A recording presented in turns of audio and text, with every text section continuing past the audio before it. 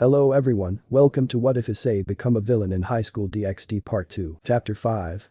Reality Check. Previously we saw Tobio and the rest of Team Slashdog discuss on the current situation, with Azazel trying to check any weakness, but slamming, he is unable to get any weakness. Furthermore, the team discusses on what happens next, as Issei refuses to help him, leaving them with no choice to hand over Nyx to Issei. This continues, as they never considered Issei's feelings before, as they discuss on what they need to do next. As for Issei, he reunites with Malak and gives them the promised army that he so needed. He looked around in awe and fully accepted the army. As Issei heads to deal with Elizabeth, he easily infiltrates in the heaven, eliminating and knocking out all of the brave saints, and focuses on Gabriel as he mocks her for her weakness. He is ambushed by Elizabeth. The woman tries to fight against Issei, but he easily overwhelms her. Elizabeth was at her knees, as she is then corrupted by the holy nail. Once Issei enters inside, he shows her the truth. As the memory and personality overriding was done, she becomes an ally of Issei, as Issei instructs her to look for the other holy relics, and what they do, as they have the potential to become relics, with Elizabeth agreeing to do so, he then gives her the gem that allows her to transform into the first archangel. She then sees Issei leave as she looks at Gabriel with disgust, as she begins her task. As this was going on, Grigori was under a full assault, as Malak and his forces were tearing them apart. Scores of B1, B2 and commando droids were laying waste to the population as Penemu decided to join the fight to save her kind. However, it was too late as a general showed up who was called Grievous. He destroyed Penemu without much effort. As the fallen cadre fell, they then proceed to tear apart Grigori. Meanwhile, as this was going on, Malak was tearing apart the remaining forces with his own army. He confronts Barakwil and after bringing him to his knees, he sucks out his life force as he leaves him for dead. Tobio was the next to confront him, as he was surrounded by many people. He manages to seem to subdue him, as he was on his knees. However, unbeknownst to them, Malak was only pretending as several bombs were unleashed, killing several thousands including Kauki Samajima, as 2 people died and many were injured. The doctors took the injured back. Meanwhile, Malak and the others teleported back to the hidden base, where they were greeted by General Kalani, who deduced that they had the highest chance of winning. As Issei watches this with a cold smile, with him continuing the next phase of his plan, and that was to go after Gondul and Artemis. While this was going on, Elizabeth takes information from the 6th heaven with Gabriel watching with despair. Had I read Issei's heart, none of this would have happened, Gabriel murmured with tears falling from her eyes. She never read Issei's heart and believed Dai and Ria's completely. She remembered on how her first encounter with Malak went. Scene change. Flashback. The whole 6th heaven was burning, as many of the angels had been killed. Most of them were low-class angels. Gabriel was already at her knees, as an intimidating figure was looming on her. His red blade and yellow eyes made her immensely fear him. Her powers were of no match, as any holy light attack she aimed at him were easily deflected and blocked by him. She realized that she might die here tonight by his hands, as he had mercilessly killed anyone that stood in his way. However, his intentions were not to kill her, so he used his telekinesis to give her traumatic memories relating to what a certain chestnut had to go through. She held her head in pain, shouting, "Please, make it stop. I beg you," Gabriel shouted in despair, but she felt no sympathy from the man in front of her as he looked at her in an apathetic manner. Gabriel eventually passed out due to the trauma as the man looked at her and spoke. "I believe he would love to see you in this state." The man spoke in a cold tone as he lifted her up and took her to his hideout. Once they reach there, Gabriel wakes up to see the same man in front of her. She tries to read his heart, but she could only find nothing but emptiness inside of it. He seemed to be completely devoid of emotion. She has a look of concern that was seen on the man's face. "Welcome to my humble abode. My name is Malak. It is not a pleasure to meet you." Malak spoke with a mocking tone. Gabriel tried to get up, but she was unable to. She looked around to see several chains sealing away her magic. She was helpless in front of the man. She feared what he would do to her, and a number of scenarios were running through her mind. As she was thinking, Malak decided to speak. "I have heard from an old friend that you are considered the most beautiful lady on heaven, if not one of the most beautiful lady in the entirety of the supernatural." Malak spoke with a mocking tone, as he then became serious. "But then again, your actions tell me a whole different story. They show me a different side, an ugly one. Who exactly are you? And I don't understand, what are you talking about?" Gabriel's voice was filled with innocence, to which Malak shook his head and spoke coldly. "Oh Gabriel. Sweet Gabriel. You are so naive." Malak then continued in the same tone, "Yet, you fail to see the horrors of this world that I and my old friend have witnessed, and how people like you play God. I don't understand, all we did is help people." Gabriel retorted as her face showed pure anger. However, Malak wagged his finger and responded. Yet, you fail to see the injustice happening in your own organization. Malak spoke with a cold voice, which soon changed to disgust. My old friend told me about several crimes that your popes in Vatican commit. The Holy Sword Project, the rapes of women by your own people to name a few, all in the name of your beloved God. Malak ended with a mocking tone. Gabriel was quiet. He was not wrong. Even after the perpetrators were excommunicated, the damage was done, and the worst part is that their own people did this for a very long time. And that's not even the worst crime that you commit, there was one that you failed to see right in front of your eyes. Malak spoke in a cold tone, with Gabriel retorting. That has never happened, we have never ignored any crime, we have never hurt anyone innocent. Gabriel retorted as Malak raised his tone in response. You lie. Malak shouted, making Gabriel flinch. Stop lying about the suffering you have caused to other people and pretending to be the good guys. History has shown that even God had made mistakes and has flaws, nobody is perfect, and yet you act as such. It is time to end this. Malak shouted as he raised his hand. Wait, we can talk about this, please, like civilized people. Gabriel spoke with fear in her voice, sensing that this was the same technique he used earlier, to which Malak angrily retorted. No. People like you have fooled us for long. And it is time I make you see your mistakes, by force. Gabriel screamed in pain, however, soon after the screams dulled away as she started to remain in disbelief as tears started to stem from her eyes. However, an additional emotion started to brew in her eyes, and that was hatred belonging to a certain person that she once loved. This is not true, tell me this is a lie. Gabriel spoke with tears in her eyes, she was in disbelief that he would do all this. You think this is a joke? Why would we lie to you? After all, this is his memories.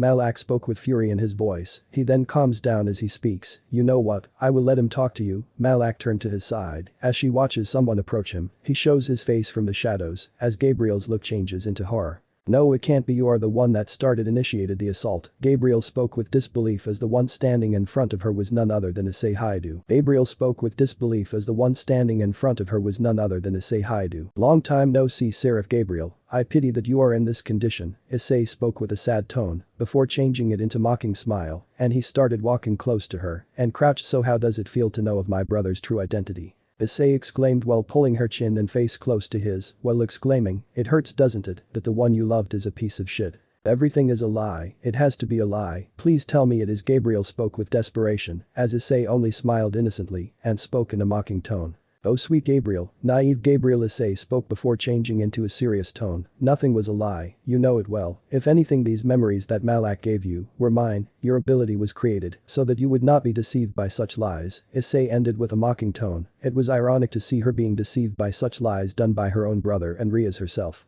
No, that's not true. Gabriel shouted. Dai was her first love and she did not want to be deceived by him. However, she broke down into tears when she realized that the memories were not lies. Now I will show you your biggest mistake, and that is I will make sure that the factions fall. Issei declared as Gabriel tried her best to get up. Then I will do what I must. Gabriel spoke sadly with tears in her eyes. I will stop you from destroying the lives of the innocents. That's a shame, you have turned your back on me, and I will destroy everything you have created. Issei spoke with a cold tone that was ice cold. It was probably the coldest tone she has ever heard him speak to her, or that was whenever he could. I have to stop you, I must, otherwise you will destroy this piece, and I can't let you do that. I am sorry. Gabriel spoke while struggling from the chains. And why should I not do that? You have already destroyed my life. Issei spoke, and then he released her and started to use his telekinesis to choke her. It's a shame that you need to be silenced. Issei used a telekinesis spell called Insanity, which he developed by using his own memories of mistreatment of the past. Issei, please, we can talk about this, let me help you, there is still good left in you. Gabriel spoke sadly while struggling to breathe, tears were falling from her eyes. You can still be a hero. I am sorry, but the hero you once knew is dead. Killed by the very people he once protected. Slowly and painfully. Issei spoke as he then continued, but don't worry, I don't intend to kill you. Issei spoke while charging his telekinetic spell. I intend to make you suffer, since killing you would be mercy. I want to see you suffer the consequences of your mistakes. Your mistake of trusting and loving the wrong person. Issei spoke while sending the spell Insanity inside of her mind, which would trigger whenever she would speak about the incident with Issei. You won't say a thing, I give you my word, and if you die, oh well. Issei spoke while shrugging. I pray for your survival.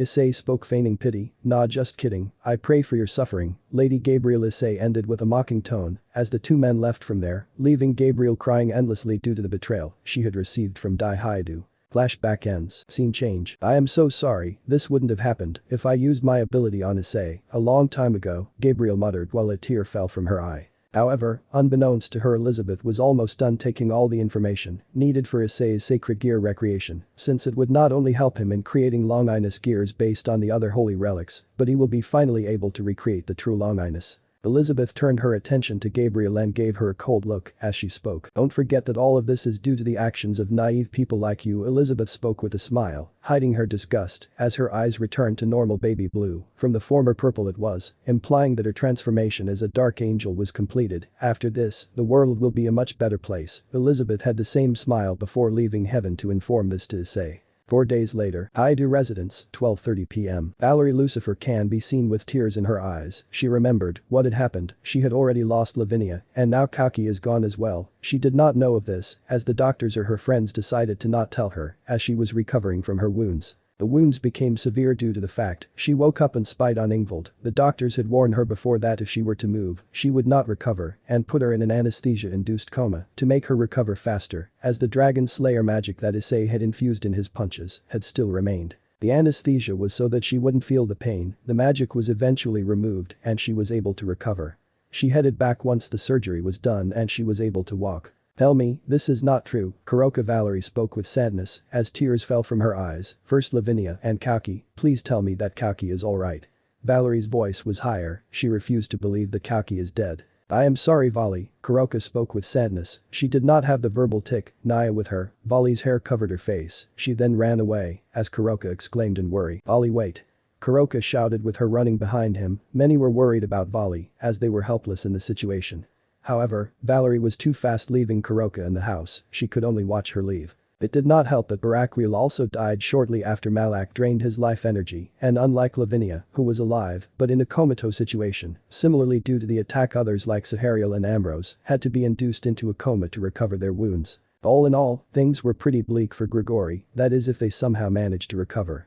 The attack wiped out more than 50% of the fallen angels, there was no trace of them, and amongst the injured, 40% succumbed to their wounds, and out of the remaining 60%, 50% of them have a low recovery chance, and among them is the Cadre Penemu. The wounds inflicted by Grievous were too much. And that's not even mentioning that fallen angels' numbers were constantly being among the least in the Great War, not to mention, many of the top-level fallen angels left for the Cows Brigade when they were found leaking secrets to them, and then the evil Dragon War happened, which took casualties from all factions. Fallen angels were no exception. Thus this resulted them in having the lowest population among the three factions. And unlike devils, who have the evil P system, and the angels have the brave saints, fallen angels don't have that. The reason was that their former leader Azazel did not intend to continue the race. According to him, he did want the race to end with him, despite accepting any that intend to join their race. Ironically, his wish did take place, in one of the worst ways he could have possibly imagined. As this was going on, Ingvild, who had left her room, had approached downstairs. She had heard of the news of what happened to Grigori and was saddened. However, that was 3 days ago. Now she wondered why everyone was gathered here. Did something happen? Ingvild asked with concern, wondering what had happened. A part of her was happy that I was not present. She often wondered where Issei was though. Not that he would tell her where she is. No, it's just Valerie came back. She did not take the news too well. Riaz spoke as she looked at situation. It was grim. Riaz was the first to come to know of the situation, and she had reported it to the rest. Many had kept their hands on their mouths in horror.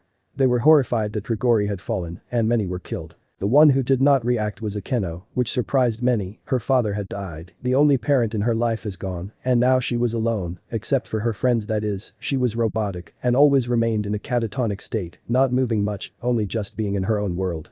Malak's hallucinations plus Gabriel's death left her in a terrible state. Aside from that, several others had to be also put in a comatose state, and for Vali, they hoped she will be alright. Even Ingvild was not expecting this to happen. She was saddened that this had to happen. The worst part was Malak was not alone, a whole army was with him. As a result, the other factions deduced Malak to be a part of this faction and assumed him to be their leader. They called it the Droid faction. Damn it. We were confident that Malak wouldn't attack in the next few months, but it turns out that he had planned the attack and destroy one of the biblical faction. Arthur exclaimed angrily as LaFay consoled him. He felt powerless that not only was his leader in such a vulnerable state, but also, he can't do anything for her or try to stop Malak. What do we do now?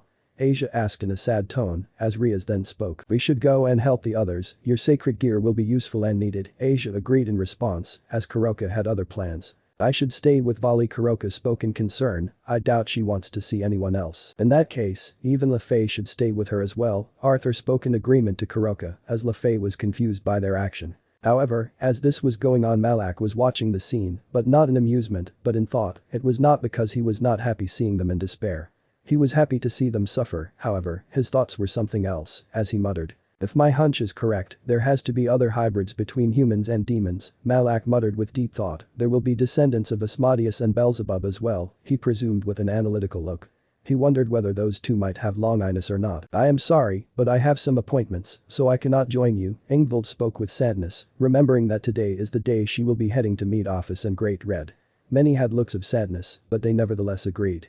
Malak seemed to be amused by what is going on, he then teleports away to meet up with the rest. Scene change. Unknown location, 12:30 p.m. Issei was reviewing the information that Elizabeth had brought out from the heaven and was amazed. Most of the relics were pretty good, however 3 caught his eye, that being the Shroud of Turin, Sudarium of Oviedo, and the Crown of Thorns.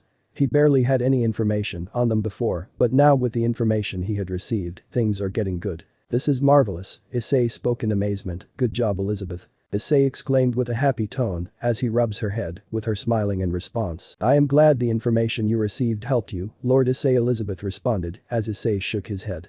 No, this helped me more than enough, Issei responded in happiness as Issei spoke with the same tone, not to mention, I can recreate the true longinus with this information. I struggled to recreate it, but now I can, along with longinus sacred gears that may not have been discovered by the factions, and I can only thank you for that, Elizabeth. Issei spoke with a genuine smile as Elizabeth smiled in happiness and responded with a nod. So what will you do now?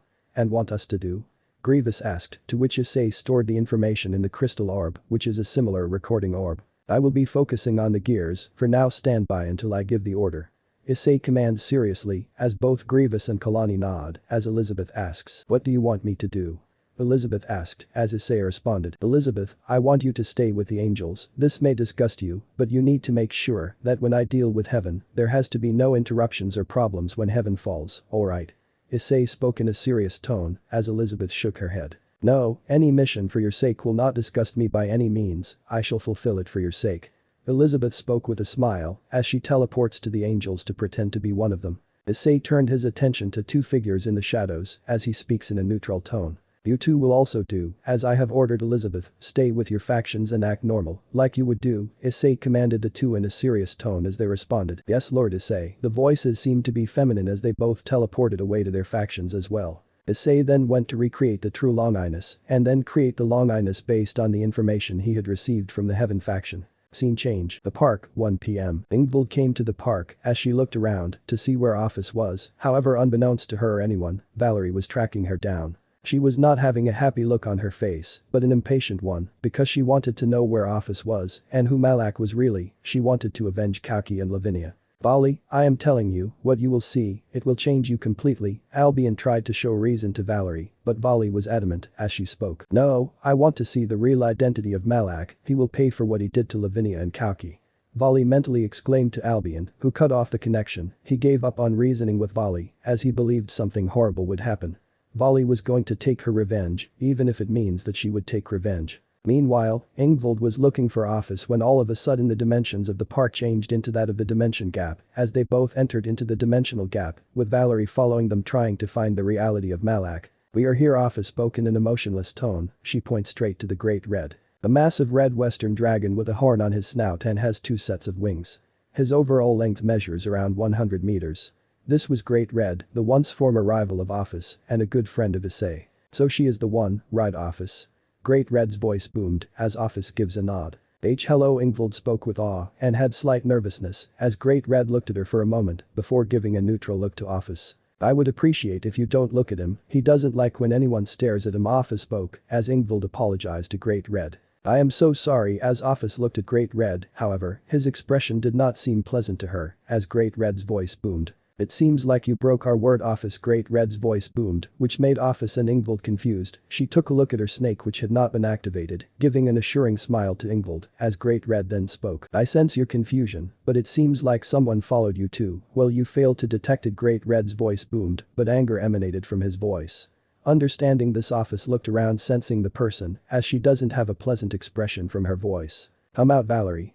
I know you are there. Athena spoke with anger in her voice, which was unusual since her voice was considered to be emotionless. Athena's voice echoed throughout dimension, leaving no choice. Valerie flew towards her, in her balance breaker state. Great Red is not happy with your presence, and because of you, my word is broken. I never asked you to follow me. Athena spoke emotionlessly, however she was angry by her presence. I want to know who Malak is, and I will find out about him, even if I have to see the past of that useless. Valerie spoke, however she was not able to complete, as two auras were being radiated, one belonged to Ingvald and the other being Great Red himself, who boomed in what seemed to be an angry yet mocking tone. Useless?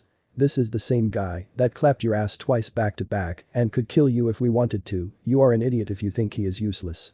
Valerie seethed in fury, with Athena speaking. And if anyone is useless, it is you, not him. Athena's words made Valerie even more angrier. He does not want to help, because no matter what happens, you refuse to learn from your mistakes. Athena ended the line, making Valerie respond. Everyone knows that he is useless. I am only telling the truth, even the factions consider him as such, Valerie responded coldly. In that case, feast your eyes on this. Great Red boomed in response, as several images showed up, however they all had one thing in common, it seemed to be that Issei was saving her from having her sacred gear being extracted courtesy of RageRevan almost a year ago. Drag, how much time we have for this to work? Issei asked from the images, as Drag responded, only 20 minutes, and if we are unable to figure out the sequence, then Valerie is done for. Drag spoke with a neutral tone, while hiding his annoyance. He did not understand why is he helping her, despite her attitude, and that was when he wouldn't hesitate to help them. No, those are all lies. Valerie responded in disbelief. Anger also was present in her voice, to which Albion responded. None of them are lies, all of them are real. Every memory is real, every single one of them is real, every memory is real. He saved you from Euclid and RageRevan when they intended to steal your gear. I was unable to move or tell you because they managed to even seal me. Albion spoke with a neutral tone, to which Valerie widens her eyes in shock. That is not even the closest part. Here Great Red's voice boomed as a pillar of light suddenly appeared from below and engulfed the two girls before they could react. Why didn't you wait for them to recover? Athena asked in a neutral tone, to which Great Red responded. It's best they see the real truth of Crom Crouch's bearer's personality by themselves. This will shatter the White Dragon completely, and I will also show them how outclassed they along with the factions really are. Great Red's voice boomed as they watched the pillar of light, since it was a dimension that he had personally created to show visions on what I thinks of them. Scene change. Valerie and Ingvald both were taken into what seemed to be a pocket dimension, as the descendant of Lucifer and the descendant of Leviathan looked around trying to look around to see what happened as they noticed Issei walking across the street. Issei Ingvald muttered with surprise as they then noticed that two people were following him. Ingvald tried to stop him, but to her surprise he walked right past her, almost as if he was not even there. All things that have happened, nothing new did happen, Issei spoke with a bored tone. The two people that followed, Ingvald recognized them very well, they were Mitsuda and Motohama, the infamous former perverted duo. You know them? Valerie asked her, as Ingvald speaks. Yeah, they are Dai's friends, and from what I have seen they often talk with him. Ingvald spoke to Valerie, who nodded in response. And all that remains is continue with life. The girls turned their attention to Issei, who spoke, as he walked ahead, only for the boys to tap Issei's shoulder. So, Issei, you like the rumors we have spread about you, you little pervert. Mitsuda spoke in a mocking tone, with Motohama joining in. Ingvald was shocked at this, assuming them to be good people. Mitsuda, it seems like the cat ate his tongue, it seems like he is in disbelief. Motohama spoke, however Issei remained in his position, he seemed to have sensed someone and waited for the right time to strike. Now it makes sense. Ingvald spoke, with Valerie asking. I don't understand, what are you talking about? Valerie asked, to which Ingvald looked at her. And spoke. I think you are familiar with Issei's reputation in school, right? Valerie nods in response, remembering of her terrible reputation. I believe that these two spread the reputation, causing most of the students, if not all of them, to hate and look down upon him. Ingvald spoke with disgust. She was not a fool, she put two and two together, understanding that this was Dai's doing. After all, they were his friends after all. I see. Valerie nodded, but who would ask them to do this? Valerie asked, however Ingvald was silent, as if she were to tell the truth, Valerie may not believe her. I told you to leave the house, but you don't want to listen to me. A man's voice came from the shadows, as Valerie widened her eyes. Ingvald was wondering what Dai was doing here. Dai approached Issei with a mocking smile on his face, as he came close to Issei. Issei stayed in his position, gritting his teeth. He flipped Issei around and punched him in the stomach, making him cough up saliva. He seemed to be on the ground, holding his stomach in pain. Issei glared at his brother, he gritted his teeth, waiting for the right opportunity to strike. Dai then spoke with a mocking grin. Nobody thinks to even hear you out or believe you. Good guys winning is just a fantasy thought, and you are just naive. Dai spoke mockingly, as Valerie was shocked at Dai's rotten nature. Damn, Valerie spoke in horror, thinking that he was a good person. Issei, however, got up, surprising Dai even further, who gritted his teeth in fury. Don't act so brave, it doesn't fit you. Dai shouted as he aimed his punch at Issei. Once he got closer, Issei blocked the punch with his left hand. What? Dai was surprised as he struggled to release himself from his clutches. Let go of me. Dai shouted. Nope, I am just tired of pretending to be weak, Issei spoke with an evil grin. It's about time I show you why I am the older brother, Issei spoke with a mocking tone. Issei proceeded to twist Dai's hand, making him yelp in pain. Both Mitsuda and Motohama were shocked by this. Someone whom they assumed to be weak was overwhelming their boss. Now they were afraid. Let go of me, or you will regret it, Dai threatened Issei, as Issei had an evil grin. Both the girls were shocked at this, while Valerie was heartbroken while seeing what kind of a man Dai really was. Sure, why not? Issei decided to twist it enough and then. Snap. Dai shouted in pain as he looked at his broken arm, tears in his eyes. Issei had broken his arm. He then glared at Dai, Mitsuda and Motohama and spoke. You have been living a life that was never yours, Dai. I should have put you in your place a long time ago. Issei spoke with spite in his voice. He hated what his brother has become, and it was all thanks to his parents spoiling him rotten and he lying to them and they believing him from day one since he was the youngest child. He looked at Dai, who was holding his arm in pain, gritting his teeth. As for you two, Issei turned his attention to the two boys as he held them by their necks. If you two idiots ever mess with me, you will meet a far worse fate than him, is that clear?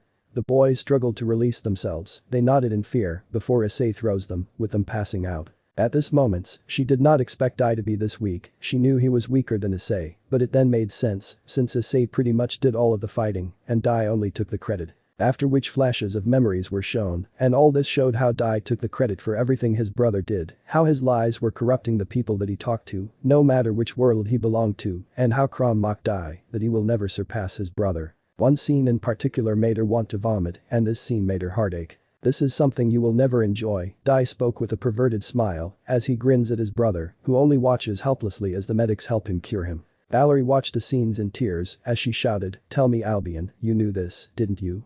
However, Albion gave her no response, while Ingvild saw the scene in sadness, remembering the critical condition Issei was in. He nearly died for her, making her cry on remembering that. The scene then changed once again, and this time, it revealed a white-haired man with Issei, along with a brown-haired woman. Valerie wiped her tears and saw the scene. She wondered who those two were for a while, but then she recognized one of them as she spoke. It can't be.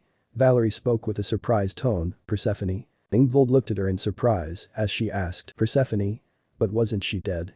By a longinus user, Valerie nods as she looks at scene. If I am correct, her soul was apparently destroyed by the longinus user. This caused Hades to despise us and see us as threats. Valerie explained as Ingvild nodded while asking, but how is she alive? I don't know, but we are about to know very soon, Valerie spoke seriously as she then speaks, and I think that white-haired man is Hades. I have never seen him in human form, though Valerie spoke while thinking. They then look at the vision as Hades opens the seal as he smiles. We are here, Hades spoke with happiness as Issei goes inside. He sees Nyx, who exclaims in happiness. Issei. You came to see me. Nyx jumped towards Issei as she hugs him. I have missed you. I missed you too, Nyx.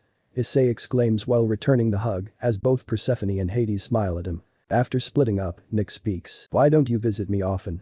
Nyx asked with a bit of a pout. Well, I do have commitments here and there, so I can't, Issei spoke while rubbing his head, but I promise you, I will free you from your prison. No matter what happens, I will slice down anyone that stands in my way. Issei declared, making Nyx blush. She was happy by his declaration. Even Persephone and Hades knew of his nature to do anything for the people he cares about. See, nothing went wrong. It seems like he is in love, Persephone muttered to Hades, who chuckled in response. Indeed he is, Hades agreed to his wife's words as Nyx then spoke. But they will try to find you. If you try to release me, I can't risk losing you. If I stay here, you will be safe, Nyx spoke in worry, and I don't mind staying here. I am strong enough to hold my own. You know I am not weak. I will destroy anyone for even laying a finger on you, Issei spoke coldly while hugging Nyx. However, none were fearful of Issei, especially those in the room, while both Ingvild and Valerie shivered when they heard Issei speak with this tone. You shouldn't worry, I will be here, Nyx spoke with a smile. Besides, promise me this, I want you to stay happy, even without me. With both Persephone and Hades being concerned about this. Issei shook his head in response. I refuse, I will find a way to rescue you, without those factions getting in my way, Issei spoke coldly. Anyone that stands in my way will be eliminated.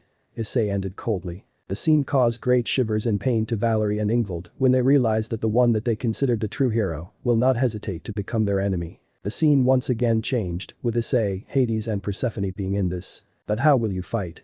You can't take them all at once, Hades spoke seriously, with worry being in his voice, as Issei looked at him and summoned a magic circle. Hades recognized them as the result of Annihilation Maker, one of the sacred gears he had copied. They saw the body of someone who will be the face of their new enemy. No, Valerie spoke with disbelief. This can't be, Ingvild exclaimed in surprise. She remembered him, the one who was unconscious on the ground was none other than Malak. Issei removed a knife and stabbed his hand, releasing blood drops onto Malak, whose body sucked the blood into his body, absorbing it. Ice-chan.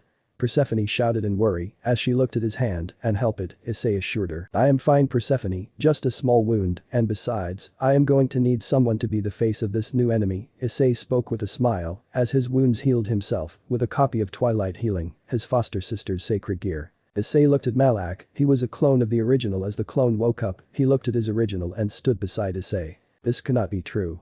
Ingvild screamed, unable to believe what she just saw. Even Valerie refused to believe what she just saw. The enemy was the same person that had helped them in the past, once upon a time, all with the goal of freeing Nyx. But little do they know that it was not even close to what Issei's current goals are. I presume you must be my progenitor, right? What do you ask me to do?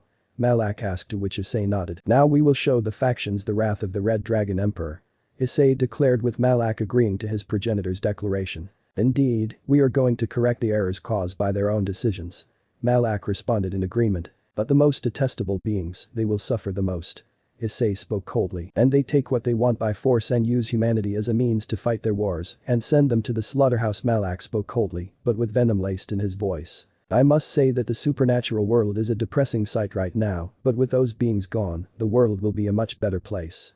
Issei said with a smile, not hesitating to wipe out anyone that is in his way. The supernatural is afraid of only losing their way of life. Malak also said with a smile. I am you, Issei spoke with a smile. And you are me, Malak spoke with a smile. And together we shall use our power to bring despair onto those that have made us into who we are. Both spoke in unison, as everyone watched them. And I shall use this power to impart the rage I carry inside for all I have suffered, and make them suffer one by one, Issei declared coldly, while hugging his duplicate, before splitting up. Ingvild and Valerie watched this in horror. Issei was the leader of the faction that are trying to destroy them. They did not know what to do next. Little do they know that it was not close to what Issei has done up till now. Chapter 6. New allies, new enemies. The look of disbelief and terror that were on the faces of Ingvild and Valerie were palpable. As this was going on, the scene started to change as they spoke. Now what? Ingvild spoke, disbelief in her voice and face. The fact that Malak was the clone of Issei, and Issei being the leader of this new faction that mercilessly destroyed Grigori, was really something. We can't help but watch, and from what I think we will be seeing some of the attacks, seeing that Great Red's vision was not gone. Valerie spoke with nervousness. She was afraid, given that Issei was not even using his strength. She has not even seen his full strength. Both the girls understood why Seraph Gabriel was unable to tell the truth, given that nobody knows the full extent of the faction's strength, or even Issei being the leader, it would shatter any morale or hope the factions had. Not to mention, if Malak was strong enough to take on cadres without a problem, who knows how strong Issei is? The thought alone scared the girls. To face off against an enemy on that level was too much. When the scene changed, they saw Issei, not in his disguise. They saw him having a mocking grin to what seemed to be Gabriel, who was in a state similar to Akeno, only except she had slumped her to do so. No, Valerie kept her hands on her mouth, horrified that Issei must have used his hallucinations to weaken whatever morale she had. They looked at Issei, who was practically unaffected. Well, Gabriel, it was easy to deal with you, along with the rest of your brave saints, Issei spoke with a mocking smile.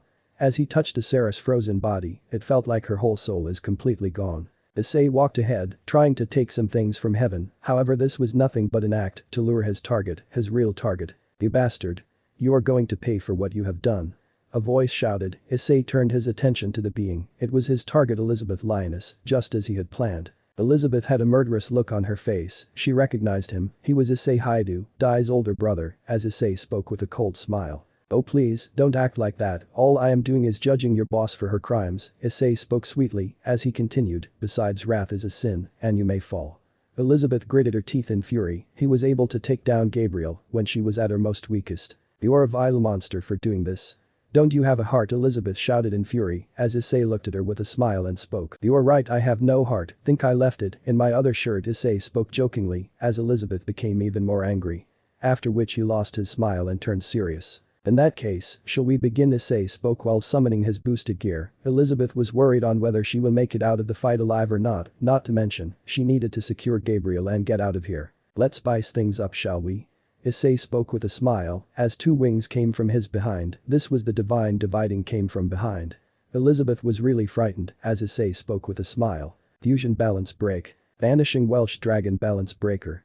Drake's voice boomed across the heaven, with Issei being careful to apply a barrier so as to prevent his aura from leaking outside, as well as preventing Elizabeth's escape. The balance breaker was described to be that of having both of the gears incorporated in it. His arms were similar to his Welsh dragon counterpart, while several parts of his armor had the vanishing dragon aspects.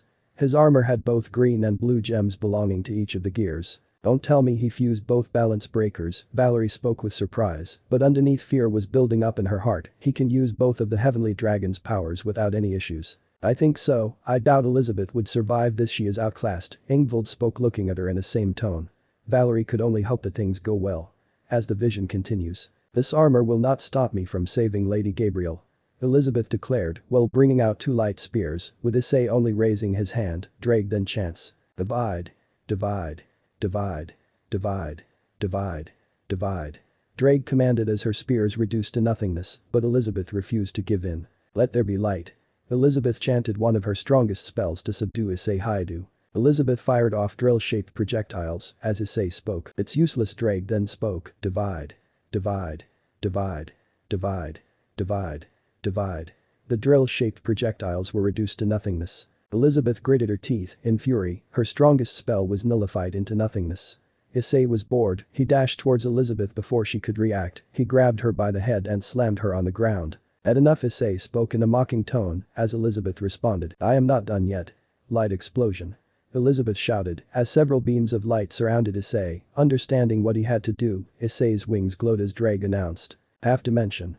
Drake declared as the light beams that were about to attack Issei reduced the size of the objects, which included her light beams as well. Elizabeth was horrified at what happened as Issei started to fire a dragon shot at Elizabeth as he jumped away from the explosion. Vali was speechless seeing this. He was able to use both of the dragon's abilities without any problem. It did not help that Albion was silent seeing all of these. He couldn't help but be amazed by the way he managed to incorporate two gears into one without any repercussions, especially those that are considered opposite in nature, despite seething at this. This is really something. Ingvild spoke, seeing that Issei was barely affected by the attacks. Once the dust settled, he saw Elizabeth groaning in pain. Some of her feathers were on the ground and she was bruised. As Issei approached her, some of her clothes were also torn. My, you put up quite a fight. You have potential. Issei spoke in amazement. The fact that a mid-rank angel was able to put up a fight truly amazed him. Kill me then you have won. Elizabeth spoke weakly as Issei chuckled, surprising the angel. Both Valerie and Ingvild were hoping that Issei wouldn't kill her, especially Valerie, since he hoped that she does not meet the same fate as Lavinia did. However, what Issei spoke surprised her. Now why would I do that when I have some use for you? Issei spoke with a smile as Elizabeth was horrified. She was thinking that Issei would torture her. I would like you to join me in my goals. You will be useful to me, after all. Elizabeth internally was happy that there was no torture, but she would never join someone like him as she spoke with pure defiance. Despite being in this condition, I won't cooperate with people like you. Nothing in this world will make me join you. In that case, I guess you need some motivation. Issei deactivated his balance breaker and brought out Alpheka Tyrant. What is that? Elizabeth asked with fear and confusion. Issei then responded. This is Alpheka Tyrant, one of the holy relics, also known as the Holy Nail. Elizabeth widened her eyes. Him getting one of the holy relics was a huge issue, as Issei continued, and yes, it is a longinus that has been undiscovered by the factions, and this can allow me to control anyone by rewriting their memories and personality. Both Valerie and Ingvild looked at each other in wonder. An additional holy relic, what was Issei talking about? 4 holy relics, but I thought there were 3. Ingvild asked confused. Valerie took a while and put 2 and 2 together as she muttered. No way. Valerie spoke as Ingvild looked at her and asked, what do you mean? Valerie looked at her and spoke, what were the true longinus, incinerate, anthem and Sephiroth Graal made of? The holy spear, holy cross and holy grail. Ingvild answered and then understood what Issei was speaking as she spoke. Don't tell me, Indeed, he not only found out about the nails used in Christ's crucifixion, but also managed to create a longinus based on that. Valerie spoke with fear. If anything, that meant he has access to the other holy relics, then he could release Trahixa if he wanted to. They looked as Issei used the holy nail to control her mind. Issei continued, while Elizabeth feared the situation she was in. Elizabeth then spoke with a fearful tone. Then no, please keep that away from me. I beg you. Don't worry, it will only hurt you a little. Issei spoke with a smile, as two nails generated of light were lodged into her arm, the last thing were pleased before she passed out. No. Valerie exclaimed in horror, the fact that Issei was able to find a way to control someone terrified her to no end, she feared that he could control anyone with the Alfeka tyrant. She looked at Ingvild, who also had the same thoughts. The scene then changed to Issei, having what seemed to be a mobile device, as he spoke with a grin, as he spoke with a cheerful tone. Say hello to unknown dictator. Issei held a smartphone in his hands as he started the device. This allows me to control the metal to the point it can even control electronic devices and hack into them, and this extends to even devices that use magic or run on magic power. An aura radiated from the longinus, as this can basically control the technology of the whole world if Issei so chose to. Its true capabilities were unknown, as Valerie gritted her teeth. That is why no one came to know of the attack until it was too late. Valerie spoke with slight anger as she watched the alarms get disabled. So this gear is capable of hacking into anything technological. How can this be possible? Ingvild spoke in surprise, as she knew that the biblical god could never create something like this, even at a time like this. I don't know, only Issei knows, but he is not going to tell us. Valerie spoke while shaking her head. They then see Elizabeth. Elizabeth had woken up, she saw that Issei was looking at her as he spoke. Oh, so you're finally awake, how do you feel? Issei asked. I feel like I am reborn, thank you for making me see the truth, Lord Issei. Elizabeth spoke with admiration, as Issei spoke with a serious tone. As much as I would like to receive gratitude, get up, we have work to do. Issei commanded as Elizabeth nodded as she spoke. So how can I help? Elizabeth asked, as Issei responded. Simple, I need you to gather information on the holy relics, as well as the heaven system. I will be checking on Malak and seeing how the Grigori attack is going on right now. Issei spoke with a serious tone as he created a ring, and as Elizabeth spoke. I won't disappoint you, Lord Issei. Elizabeth exclaimed in admiration, as Issei nodded, as he then remembered. Oh, I forgot. Here Issei brought out a glove that looked like a purple glove similar to his lightning slayer gloves, as he then created a special gem using annihilation maker. He then enchanted the crystal with something called as darklight, a special metal that incorporates special magic that would enhance the user's strength and abilities, while also making them undetectable and unsusceptible to any detection abilities of the heaven. What is this, Lord Issei? Elizabeth asked with surprise, as Issei spoke. This is a dark light gem. When you absorb it, it will give you a burst of power, and you can hide yourself in heaven, and nobody will sense that something is wrong with you, unless you want to reveal yourself. Oh, and it also prevents you from falling, no matter what sin you perform. Issei spoke with a sense of pride, proud of his creation, as Elizabeth did not hesitate and take the stone and absorbed it into her being. Elizabeth started to glow with a dark purple light, as Issei watched in awe and happiness that his abilities are working perfectly as planned. Elizabeth's wings changed to a purple for a split second before reverting back to her white self. In addition, she grew 2 additional pairs of wings, which allowed her to become even stronger. Oh, and one more thing, you can hide your wings. Issei spoke with a neutral tone, as Elizabeth nodded. He then ends by saying, I will take my leave, and you know what you have to do, right? Elizabeth nods, as Issei teleports out of there. Elizabeth looked at Gabriel with disgust, thinking why did she serve her so blindly before she showed the truth. Both Valerie and Ingvild were shocked. Elizabeth joined willingly, which made the girls wonder what exactly did Issei tell her, as Valerie spoke with fear. What kind of gear is that? He was capable of convincing her to join him. Ingvild also agreed. She did not know how capable that gear is, since Issei was able to convince her to join him. She then spoke with a nervous tone. I don't know, but if that nail hits us, we might get our own selves rewritten. Before the conversation could continue, the scene changed, and this time, the scene was Olympus. The scene changes to a beautiful place, which they recognized, and this was Olympus, at least that's what it was before Malak and his droid army attacked. Don't tell me that, don't tell me that. Valerie asked. She knew that Olympus was not like Grigori, as he charged in with his droid battalion, along with Grievous and several Magna Guards, who were humanoid with having glowing red eyes and an exoskeleton similar to B1, except it was the same color as a B2. They held a double-bladed electrical staff, filled with a combination of dark light and God Slayer magic. The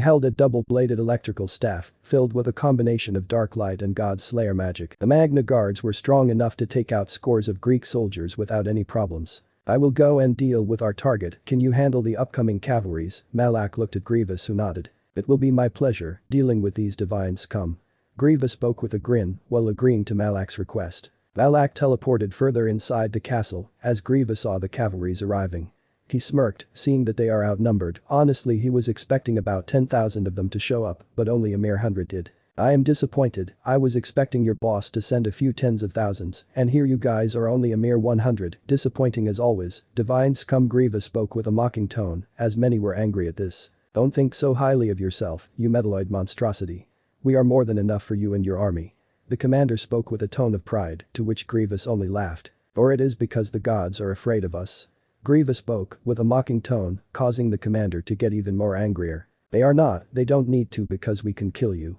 The commander retorted arrogantly, to which Grievous only shook his head. He then turned to the commanders and spoke. Show no mercy. The commanders nodded and gave the signal to the rest which commanded their battalions. The commanders started firing rocket launchers, blasters, and machine turrets, with their ammo having God Slayer magic embedded inside of them, wiping out the battalion in mere minutes. All these men could easily take on a high-class devil without a problem. The people were either burned, disintegrated or destroyed by the rocket launchers, riddled with blaster bolts wounds that were burned flesh that was shown throughout the body, or even the head, and other unfortunate locations. The commander was left alone, with Grievous approaching him menacingly, and the commander falling on the ground. He crawled backwards in fear as the cyborg general came closer to him. Why you monster, the commander spoke with fear, as Grievous merely scoffed. What's the matter? Where is all your pride? All gone in just one blow. Grievous spoke mockingly, as the commander gritted his teeth in fury. This is not over, the gods will kill you. The commander exclaimed in fear, as Grievous chuckled. Your gods will not come, wanna know why? Grievous spoke with a grin, it's because they don't care for you, to them you are nothing but cannon fodder, so that they would live another day and ask for help from your allies. Grievous brings out his two light blades and cuts the commander's torso in half. He stabs him in the head as he drops dead. He scoffed in disappointment as he was asked by Issei to continue pressing the attack. Many were killed mercilessly as the streets became littered with light blade attacks, as well as blaster shots and rocket launchers. It seemed like that a natural disaster had occurred. Building rubble fell on the ground, glass was shattered, and the road was destroyed or riddled with dead bodies belonging to Greek soldiers of the Olympian faction. Both Valerie and Ingvild were horrified by what they saw. Valerie nearly puked by the attack. Grievous and the droid army showed no mercy. Ingvild was nearly about to pass out, with Valerie catching her. Handle yourself, I know it is disturbing, but please, Valerie pleaded with Ingvild. She looked at her weakly and nodded. They remembered on how Zeus had acted when the assault happened. Instead of being saddened, he was furious that Grievous mocked him. He vowed to destroy the metalloid monstrosity at all costs. That combined with the attack on his faction angered him even more. They remembered the state Olympus was in. It was littered with dead bodies that were either riddled with blaster fire or burned. They were dismembered courtesy of the cyborg general. The scene once again changed, and this time, it was Artemis. She was described to be a woman with round blue eyes and long white hair, with the bottom of her hair attaches to a large circular ornament. She wears a short revealing red dress, a silver necklace, and a pair of sandals. Like her origin, Artemis wielded large bow which is capable of firing arrows made of pure energy as a weapon. She faced off against Malak, and she was not holding back. She knew that this man was dangerous, as Malak used telekinesis to block her light arrows. She was at her last resort. Damn it. You have made a big mistake attacking us, Malak. Artemis shouted in pure fury, as Malak only laughed. What's the matter, virgin goddess, can't get a single shot in? Malak taunted with a grin on his face. Despite this, Malak had to give props to what she is capable of. Her magic was powerful enough to withstand his electric torture, a feat that made Baraquiel struggle, which was a bit tough. He grinned, knowing that she can give him a good fight. Artemis fired some more arrows at Malak, who used telekinesis to block them. She was an expert markswoman, as she aimed for the head and heart. Malak deflected the arrows back at her, as she took some damage. Despite this, she was resilient enough to easily handle her own attack. Malak charged at her, with his red blade in hand, as he slashed her, which caused Artemis to block it with her bow. She grits her teeth. Malak was much stronger in pure strength than she presumed. Not bad, you are the first to push me this far, virgin goddess of hunt. Such a shame that you will get no one to be with. Malak spoke with a mocking tone, as Artemis grits her teeth and shouts furiously. All you men are nothing but rotten vermin. People like you are the reason why there is so much chaos in this world. Malak only scoffed at this, as he speaks. Such hypocrisy, men are no rotten vermin, women can be equally rotten, case in point Karens, it's a shame that you will never get married. Malak used his telekinesis to push her behind. Artemis recovers and fires some more arrows which Malak deflects back at her. It explodes as some of her clothing was destroyed. Artemis glared at Malak with anger. Is that all you have got now, goddess? Malak asked with a mocking tone, to which Artemis gathered the solar energy and converted into a beam made of moonlight. This was one of her abilities that she shared with her brother Apollo, called light conversion. This allowed Artemis to fight during the daytime, while Apollo to fight during the nighttime. The whole concept was that sunlight and moonlight are the same, since the light that the moon emanated was from the sun, that is why the light is the same. Using this, she fired a beam at Malak, who blocked it with his light blade. Using this opportunity, Artemis fired some arrows at Malak, which caused light to explode. Malak takes some damage from the attack due to him underestimating the attack. Had enough? Artemis shouted. That attack took some time to generate. The good thing is that she doesn't necessarily need to use her arms to control her bow and arrow. However, when the dust settled, Malak was unfazed. Malak cranked his neck. Artemis widened her eyes as she looked at the monster. He looked at her in a menacing grin and spoke. I am bored now. Malak unleashed a barrage of lightning at the goddess, making her squirm in pain. She managed to recover as she was breathing. Her electricity was coursing through her body. Artemis shouted in pain as the electricity reignited. The electricity was special, as it was God's slaying magic that Malak had used. It was something Issei had given him, in case Artemis becomes too difficult to alone. Artemis glared at Malak as she spoke weakly. You bastard. Artemis, however, refused to give up. She used her bow, charging some arrows at Malak. Some arrows hit Malak. As it exploded, Malak seemed to be on his knees. Is he allowing himself to be attacked? Ingvild looked at Valerie, who nodded as she spoke. Indeed, when Artemis's condition was reported to be severely bad, she had signs of electrical attack, but there was no signs of God's slaying magic used, which made the spectators wonder about Malak's intentions. With whatever strength Artemis had, she approached Malak. She looked at Malak while pointing his bow. Any last words? Artemis asked coldly while aiming her bow at her, as Malak had a smile. Just a few. Never let your prey speak. I assumed you would, as a goddess of hunt, would know about this. Malak's mocking words made Artemis even more angry. She was ready to fire, but before she could react, she felt a piercing pain in her stomach. Artemis looked down in horror. Malak's red blade pierced her stomach. She coughed up blood, which fell on the nearby ground. She grits her teeth in pain and anger. Malak does not hesitate and used God's slaying lightning at her. As she was in close range in front of the man, she shouts in pain when she gets electrocuted by the wound. The electricity caused her to drop the bow as she was on the ground, groaning in pain. Malak had a holy nail in his hands as he spoke. You fought well. Malak spoke with a smile. Now you will serve man. The very same being you hate. Malak flung the holy nail, and the next thing she became unconscious. Ingvild and Valerie understood that she will become subservient, as Malak was altering a personality to make her a little bit more accepting of men, as well as altering some of her memories. The scene again changes, as this time, it was Issei looking at unconscious Artemis. As she soon woke up, the nail had completely taken effect. As she looked at Issei with adoring eyes. Oh Lord Issei, sorry for attacking your allies like that. I will never do it again. Artemis fell on Issei's legs, as Issei commanded in a cold manner. Get up. Issei's command made the woman jump on her feet. We have work to do. Artemis nodded as she asked. What is it you ask this humble servant of yours, Lord Issei? Artemis asked with adoration, as Issei spoke in a cold and serious manner. Let me make one thing clear. You are a pawn, and I wouldn't hesitate to eliminate you if you betray me. Let me make that clear. Issei spoke in a cold manner, while Artemis nodded. She did not want to anger her new leader like that.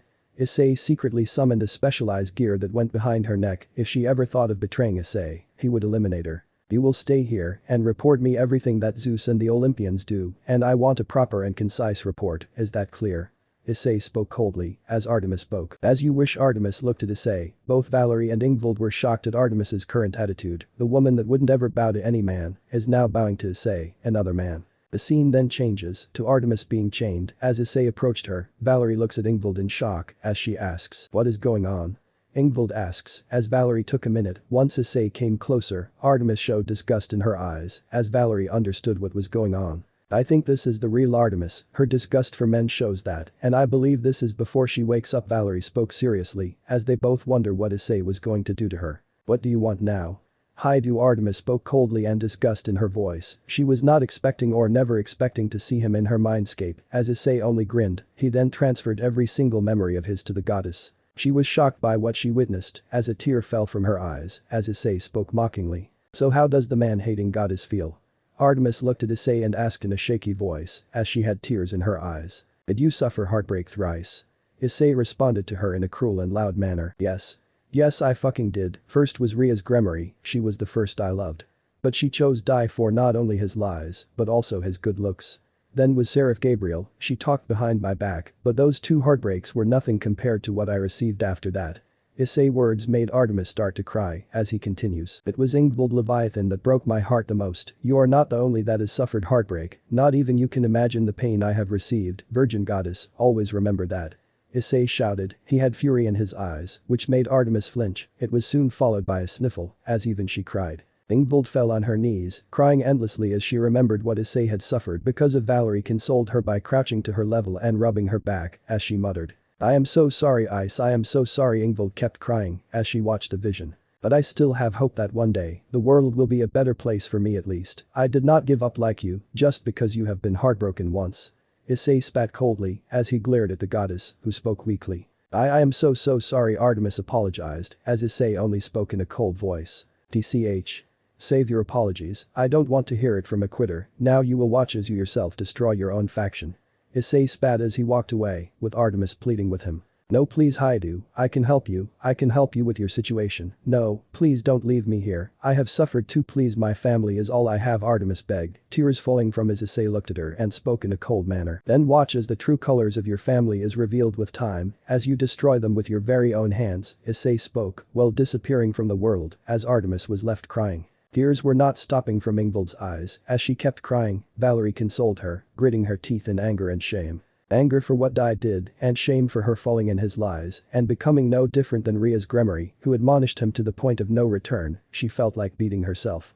A tear fell from Valerie's eye as well. The scene once again changed to Asgard, which surprised Valerie. After a while Ingvild also stopped crying, as they both wondered why Asgard was now shown. Wait a minute, we never received information of an attack here, Valerie spoke with confusion, with Ingvild nodding in agreement. Indeed something is wrong, here Ingvild spoke with worry in her voice, even Valerie was concerned about what will happen. The scene changes into some more droids, they look similar to the Magna Guards that had come with Grievous, these were BX series commando droids, as unlike the Magna Guard, their bodies were darkish brown in color, they held a blade in their arms, these were considered assassin droids. All the Valkyries were down, as a blade was put at their throats, and the one that has infiltrated Asgard was Issei. These droids intimidate me, Vali spoke nervously, with Ingvild nodding in agreement, the blades were even more intimidating as they felt like they could do anything. Indeed, they seemed to be for infiltration, given that we never found anything about an attack on Asgard, the Valkyries that were blank on what happened. Ingvild spoke while gulping, she was afraid on what is going to happen next.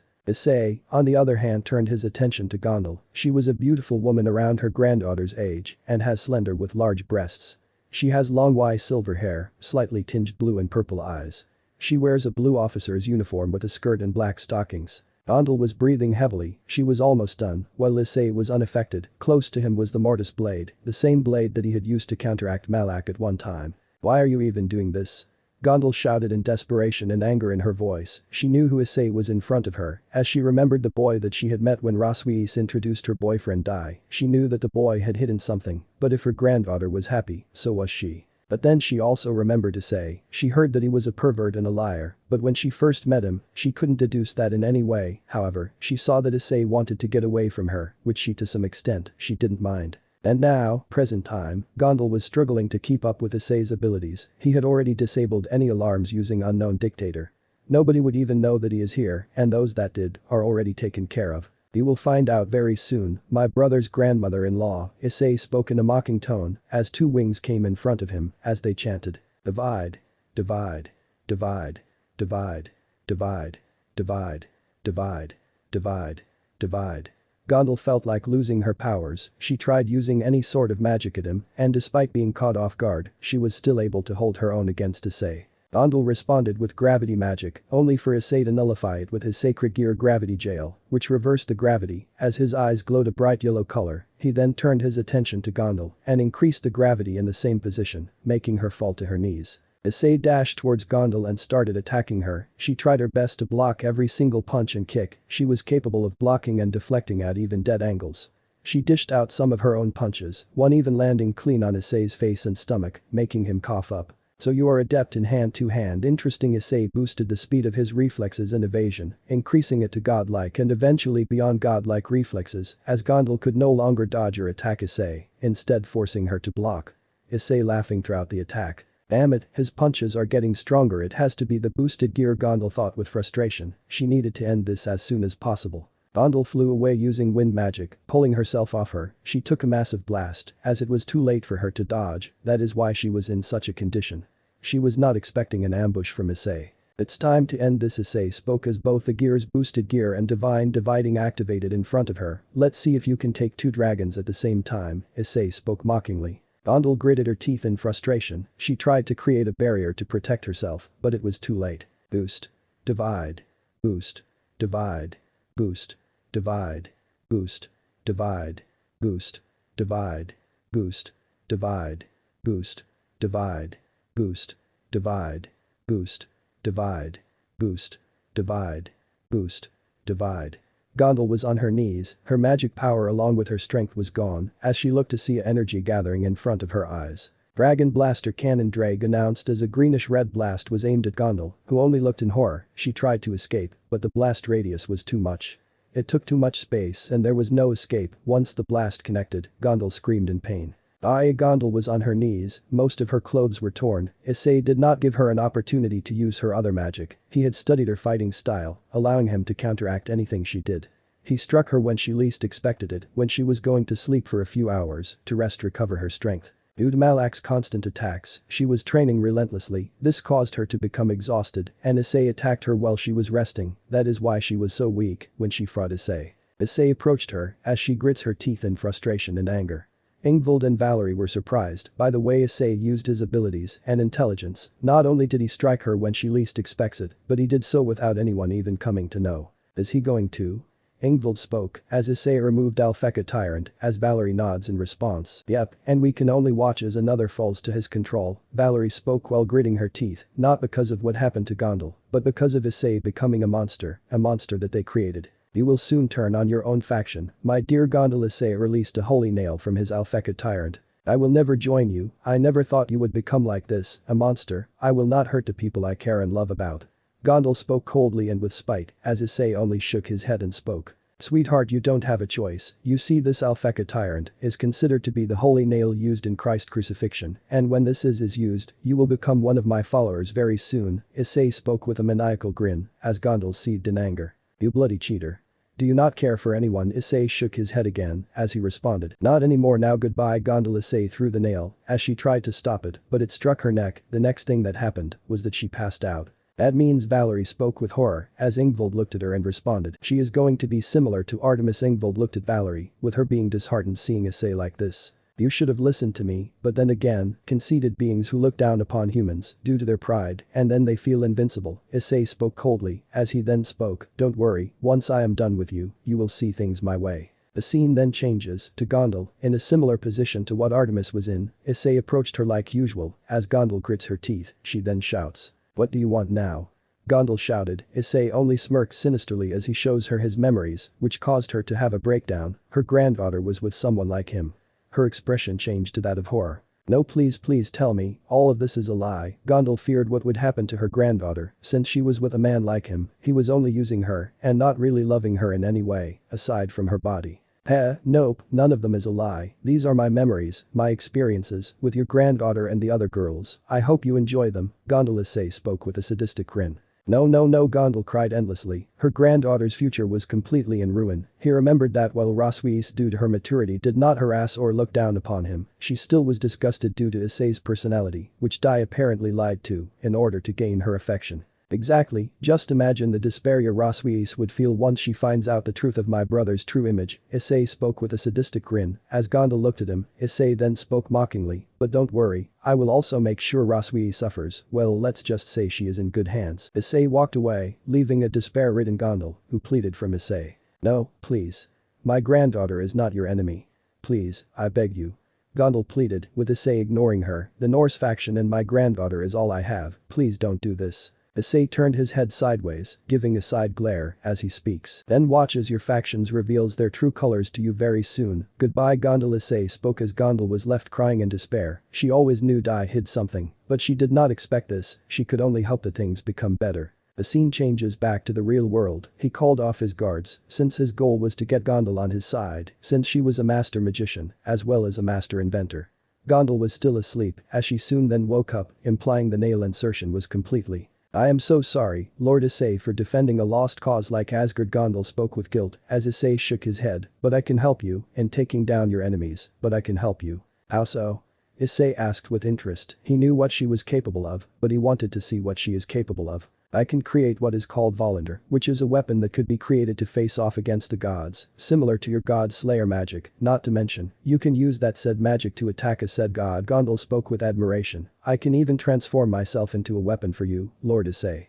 Issei nodded in agreement. Well, this just got awkward, Issei thought while sweat dropping. Gondul sensed this and spoke with sadness. Do you not want that? Issei shook his head and spoke, no, that's alright, and besides, does anyone else know of this? Only the 12 Valkyries, that's all. Gondul responded as Issei asked, Oswius? Gondul shook her head and responded, no, she does not, and to do that, both the Valkyrie and their partner must sync their emotion, which is that we must have the same wavelength to do so.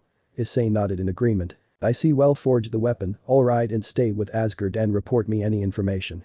Issei commanded with a neutral look as Gondul smiled in response, nodding in agreement. Very well then, I shall begin soon. Gondul agrees to Issei's command as Issei and the battle droids leave, with Gondul being disgusted seeing that she was fighting for such a cause, she now desires to fight for Issei. The scene changes to Issei at the unnamed location as Issei and Drake have a conversation. Well, you should never underestimate your enemies, you should have used a nail. Earlier only Drake spoke with a serious tone, but worry was hinted in his voice. I know it seems like I got carried away, Issei spoke while rubbing his head. To the spectators, Issei and Drake seemed more than just a host, they were like best friends, something that made Valerie jealous, as she did not have such a relationship with Albion. I understand, but you have to take into account that your enemies will be way stronger than Artemis or Gondul.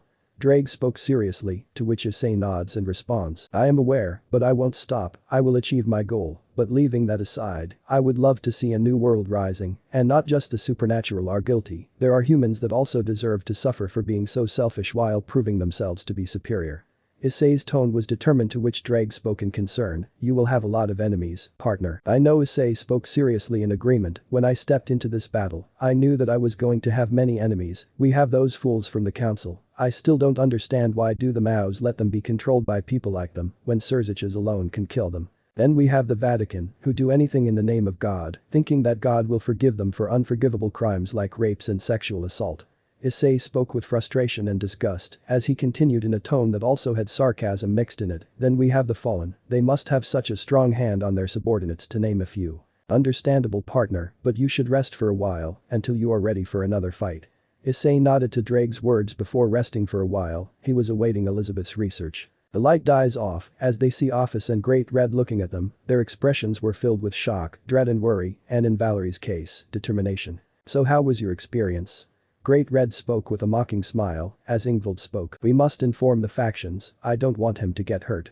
Ingvild spoke with sadness and worry, since Issei will soon face gods like Shiva or Vishnu, as they are known to be very strong, she was worried that he may get injured or worse, killed. I am sorry, but you promised to not inform them, remember? Office spoke in an expressionless tone, but she understood the concern of the girl, however she knows that Issei will find a way to deal with them. Ingvild looked away as Valerie then spoke. I don't think that I made a promise like that. Valerie's words caused both of the dragons to get angry as Office spoke with the same emotionless tone. You better keep quiet or you will be in deep trouble. Office spoke coldly, and besides, you should be careful of your words, White Dragon. I am sorry, Issei is killing people, and he must be stopped, Valerie spoke seriously, as Office spoke. You are a fool, then, if you think that this will work. Office spoke coldly, to which Valerie spoke coldly. You just don't want to help us. Office nodded in agreement, that's right, I don't intend to help them, they have already lost our faith. That's right, foolish hatchling, neither me nor Office is going to stop him, if anything we will help him if he asks us to do so.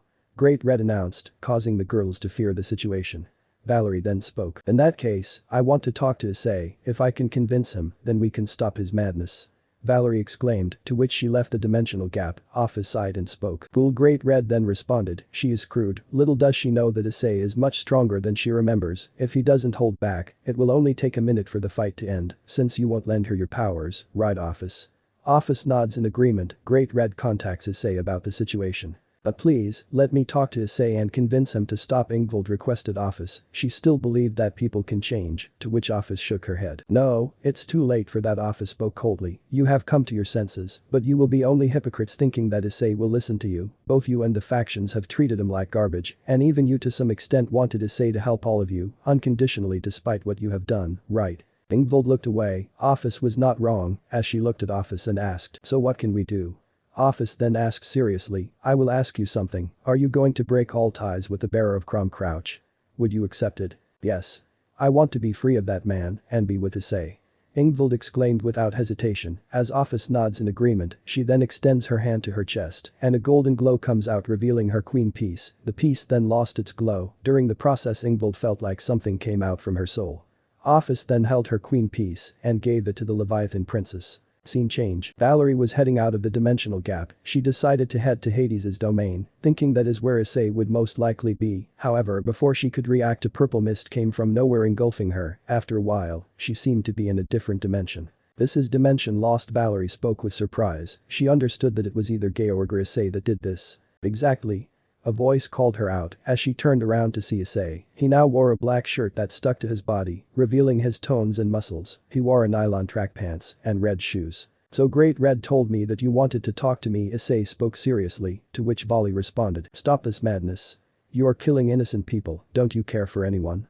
Issei shook his head and responded, not anymore, the hero you once knew is dead, killed by the very people he had once defended. The factions are coming to an end, and there is nothing you can do about it. So you will not listen, Valerie growled with anger and worry. She knew that Issei can easily beat her. No, why should I? Didn't you admonish me? Didn't you humiliate me, harass me, just like Riaz and her peerage of monkeys? Honestly, the fact that you are asking me to not end the factions after everything they did to me is madness. So give me a damn good reason why I should help them or stop attacking them. Issei shouted in fury. Because you are killing innocent children, men and women, they are. Valerie tried to reason with Issei, but Issei interrupted her. He was not having any of it. The same people that looked down upon me and admonished, why should I not destroy the factions? Why should I care for them? When they never did for me. Tell me Valerie, why should I? Issei shouted in fury. He was even more angrier. Valerie was guilty. She couldn't help but agree with what Issei said. He was right. But Valerie tried to speak, but she was unable to release any words from her mouth. However, she couldn't remove any words.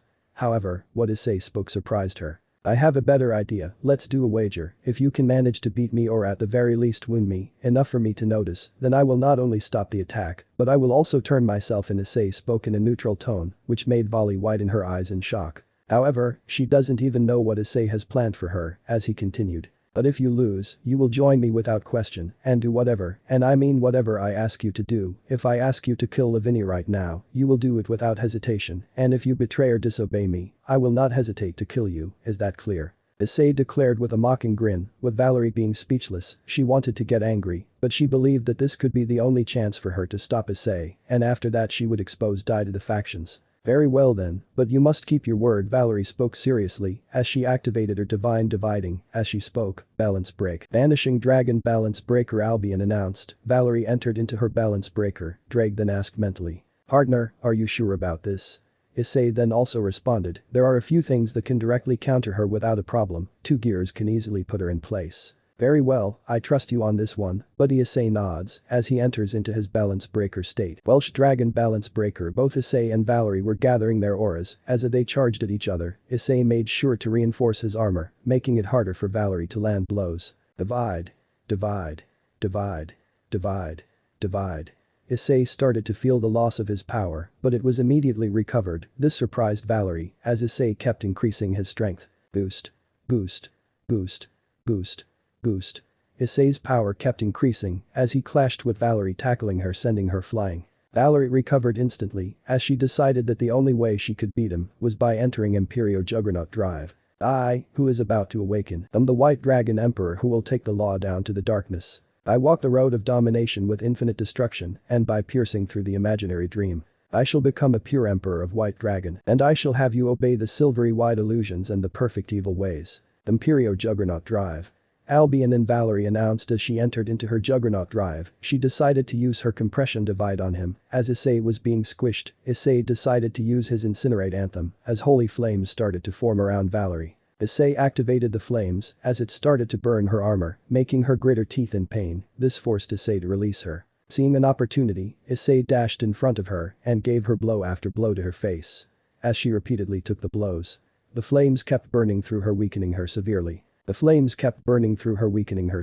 Issei's punches were precise and quick, along with each blow shattering her armor before she could even react.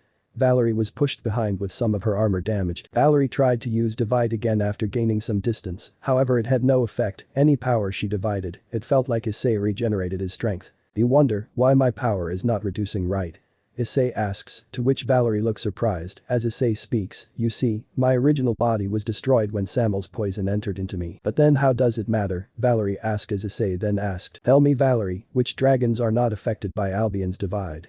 Valerie thought for a moment and spoke. Great Red, Office and Drag. Wait, no way. Issei grinned in response as he exclaimed. You're right. My body was made up of Great Red's flesh, as a result I wield the dream, and as for Office, her power courses through my veins, as a result I became a humanoid dragon. A forbidden existence that has the flesh of Great Red and the power of Office. Valerie widened her eyes after hearing this, with Albion speaking. You will not win this, Valerie, not even with Diabolo's dragon Lucifer. You can. Albion spoke with worry as Valerie started to cry. Her tears fell to the ground as she understood her chances of winning are next to non-existent. It made sense since Issei defeated her twice without much effort, and with his current power, she would lose big time. It's time to end this. Issei spoke seriously as he exclaimed, Balance Breaker. Dragons of Neutrality. Issei activated his Incinerate Anthem's Balance Breaker. The flames started to compose themselves into two huge dragons, one looked like a bipedal dragon and the other looked like tree-like dragon. Valerie tried to escape, but it was too late. Say hello to Grendel and Layden. Both dragons looked at her in the eye, they then spoke. So, you are our opponent. Grendel looked at Valerie who flinched, with Layden responding, indeed she is, let's show our master what we are capable of. Surprised, these are flames resembling the original Grendel and Layden, the real ones are still sealed in heaven, and they are as strong as the original, except, they are made of holy flames. Valerie gulped in fear upon Issei's explanation. The dragons unleashed a flame storm onto Valerie that started to weaken her severely. As the conflagration started to come closer, Valerie had no place to escape. She could fly, but the flames were too tall, there was no escape. The flames reached Valerie who feared what might happen. She didn't want to surrender, due to not only her pride, but also what might happen if she does surrender. The fact that she would have to kill Lavinia would be, she couldn't imagine herself doing that thing. However, she wanted to win, even with zero chance of winning. Issei watched his prey struggle as she tried to fly up, but she was unable to do so. Ah, Valerie shouted in pain. The flames burned her body as her Imperio Juggernaut drive fell apart. She was burnt. Issei stopped the flames and recalled Grendel and Layden, who were happy that they got a chance to fight. Issei flew close to her as he spoke in a cold tone. I won. Valerie looked away, tears falling from her eyes as Issei continued, you know what will happen right now. You will do as I say without question, and you will die if you betray or even think about betraying me. I know. Valerie spoke weakly, with tears in her eyes. Moments later Office came as she spoke. Ingvild is back at the Highschool residence. If you are wondering, Valerie, her tone is emotionless as she asks looking at Issei, so she lost Indeed, Office, can you do me a small favor? Issei asked looking at Office, who responded, give me an imported Cadbury's chocolate and you have gotten yourself a deal. Office spoke with a smile, to which Issei sighed and nodded. Her chocolate love is almost on par with his love for Diet Coke. Done, so can you just put a snake so that if she ever tries to betray or disobey me, it would kill her? Issei asked, to which Office nods in agreement. The snake was summoned from her hand. Valerie had to accept her fate. She chose this wager and lost, big time. Now Issei will use her for his goals, and there was nothing she could do about it. And the best part is that I don't even need to use the longinus Alpheka tyrant for this, Issei thought with a mocking grin. Seeing Valerie in such a condition, he wonders on how he can use her. He also needs to plan his next move. After all, the factions are becoming desperate and soon one of his goals will be soon fulfilled. Valerie's face was tear-stained due to the amount she was crying. Issei saw that the snake curl inside of her body and enters into her heart. If you betray and or disobey Issei, you will die. Office spoke emotionless. She brought this on herself. As Valerie nods, she then asks in a weak tone, can I go home? To which the duo nod as Valerie teleports herself back to the Highschool residence. So what's your next plan? Office asks. We lay low, see the aftermath of the two attacks, both on Grigori and Olympus, and then plan our next move. Slowly but surely the factions will get desperate, but I know they aren't going to surrender Nyx, not without some repercussions. Issei continued to speak, and doubt is starting to brew among the people, presuming that Dai is not their hero, although small, but it's enough for now. The seeds of doubt have been planted, and soon, all we need to do is wait for them to bloom. The people believe in the faction leaders and the false hero. Soon things will change, and all we need to do is wait for the right time to strike, Issei spoke seriously. The office nods, as the two then head to get some chocolate before Issei heads to Persephone. Soon he would have to go back to that jail known as Highschool residence to avoid any suspicion. Chapter 7. Broken Pride. The next day, Highschool residence, 9:30 a.m. For the last time, I see no reason to tell you where I am.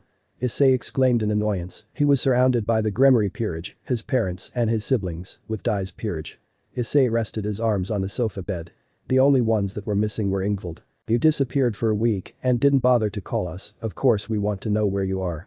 Goro retorted angrily, as Mickey, Aika and even Dai agreed to his words, to which Issei took a sip from his Diet Coke. Like I said before, I see no reason to call you or even tell you where I am. Issei took an additional sip. His words made many of the group angry, and besides you didn't care before where I went, so why do you care now? Issei's words made them change their expressions. They were surprised by Issei's words, as Mickey spoke. We care for you, that is why we asked you where you were. Issei scoffed at this, and spoke in a cold tone. You only care for me, because now the factions are in danger. Mickey and Goro retorted to this claim, as they cared for him, as Issei got up with his Diet Coke in hand. If anything, you only looked at me now, and not your perfect children is because Malak has made short work on Grigori and nearly wrecked Olympus. Issei's words made both Mickey and Goro keep their hands on their face in shock. While Dai was angry at the fact that Issei called him perfect in a mocking tone, while Laika herself was shocked by this. Issei was about to leave when Riaz demanded, "Stop right there, Issei." Issei looked at her in an annoyed look, his anger was emanating from his face. He glared at her, sending shivers to her and the Grigori peerage. "What?" Issei commanded in an annoying tone, his gaze felt like they were going to die horrible, his gaze alone felt like Satan class. We just Riaz was unable to speak, fear took over her body, as Issei shouted. "Speak up, Grigori."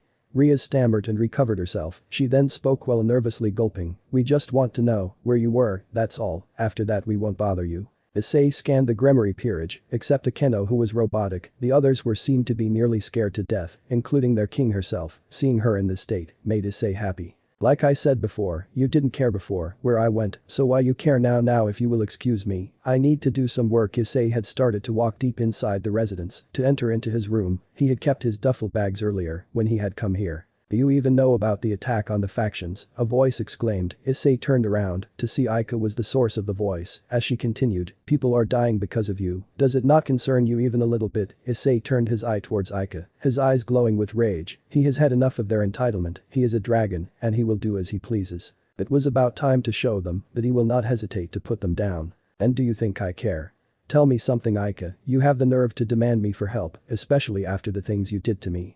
Issei spoke with slowly raising his tone. This started to intimidate his family and the Grigori peerage with Dai's peerage. He started to walk towards Aika, who started to regret her choices. The others, especially her parents, were worried on what he would do too. Before anyone could react, Issei pulled Aika by the hair, who started to shout due to the pull. Goro and Mickey both demanded, "Let her go, Issei." Goro shouted, to which Mickey responded, "She is your sister, let her go." Issei looked at his parents dead in the eye and screamed, "Shut up." Issei's words silenced both of them. They were now really worried on what Issei will do to her. Issei turned his attention to Aika, increasing his volume at every step before ultimately screaming. He started to release his aura, having enough of their attitude. "I am sick and tired of your entitlement, Aika. You don't command or control me. Let me make this very clear right here and right now.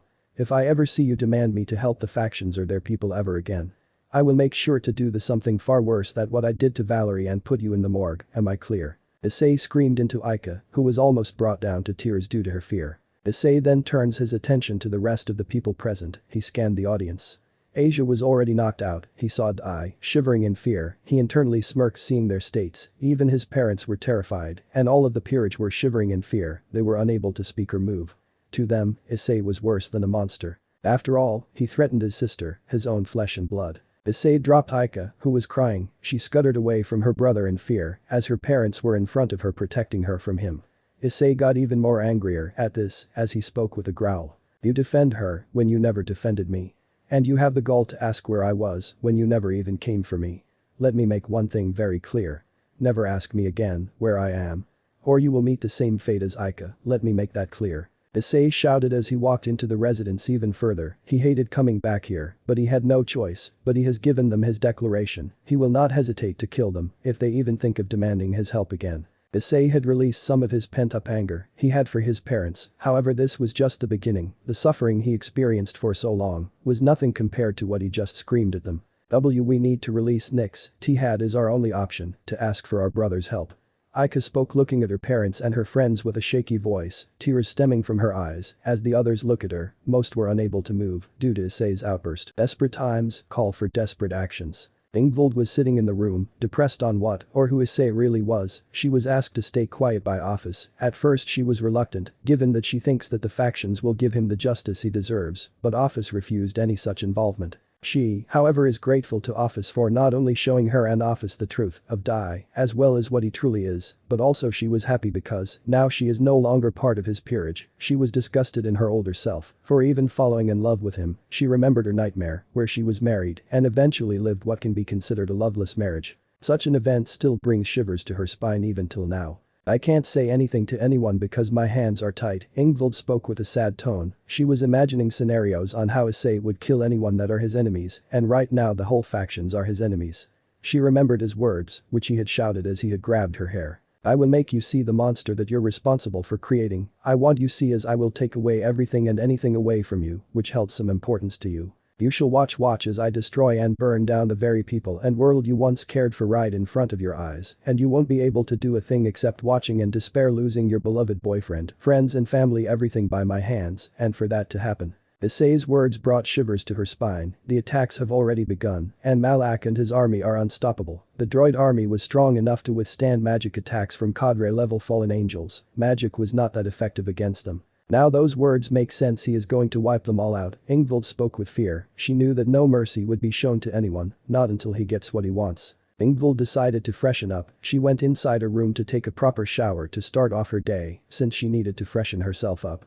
She wanted to talk to Issei, to convince him that she can still fix things, not between them, but at the very least, so that Issei does not hurt himself. Once she is done, wipes the wet hair on her body and heads to get some clothing. She sees her wardrobe, where she sees several dresses, wondering what she should be wearing today. She looks at her wardrobe, scanning for anything different she would be wearing. However, as she was looking at the dresses, when all of a sudden, her expression changed to that of anger and disgust. So that's what his intentions were. Ingvild growled while gritting her teeth. She saw that the dress that she had seen was revealing in certain locations in the shoulder area, as well as her belly area. The dress was actually given to her when Dai introduced her as the queen of his peerage a year ago, however to her, it was only meant to show her off. I was nothing but a trophy to him. Ingvild shouted as flames appeared in her hands. Moments later there was a small explosion as the dress caught on fire. Soon after she turned her attention to the rest of the clothing as other gifts Dai gave her, which included jewelry, perfumes and other cosmetics, as she destroyed the rest as well. She only had one clothing, and that was the one she wore when she met the brothers back in the park, where only one truly loved her, while the other saw her as a trophy. She chose the wrong one, and that incident would haunt her. It was a white dress typical of female noble devils that exposes much of her large breasts, with high slits and long sleeves. She also wears a black miniskirt. The other was a cool female school dress. I will settle for my school dress, for now I really need to go do some shopping. Ingvild spoke with what seemed to be a satisfied smile. She opened a pocket dimension which had the money she earned in it. This was not under Dai's control, allowing her to use it whenever she wanted.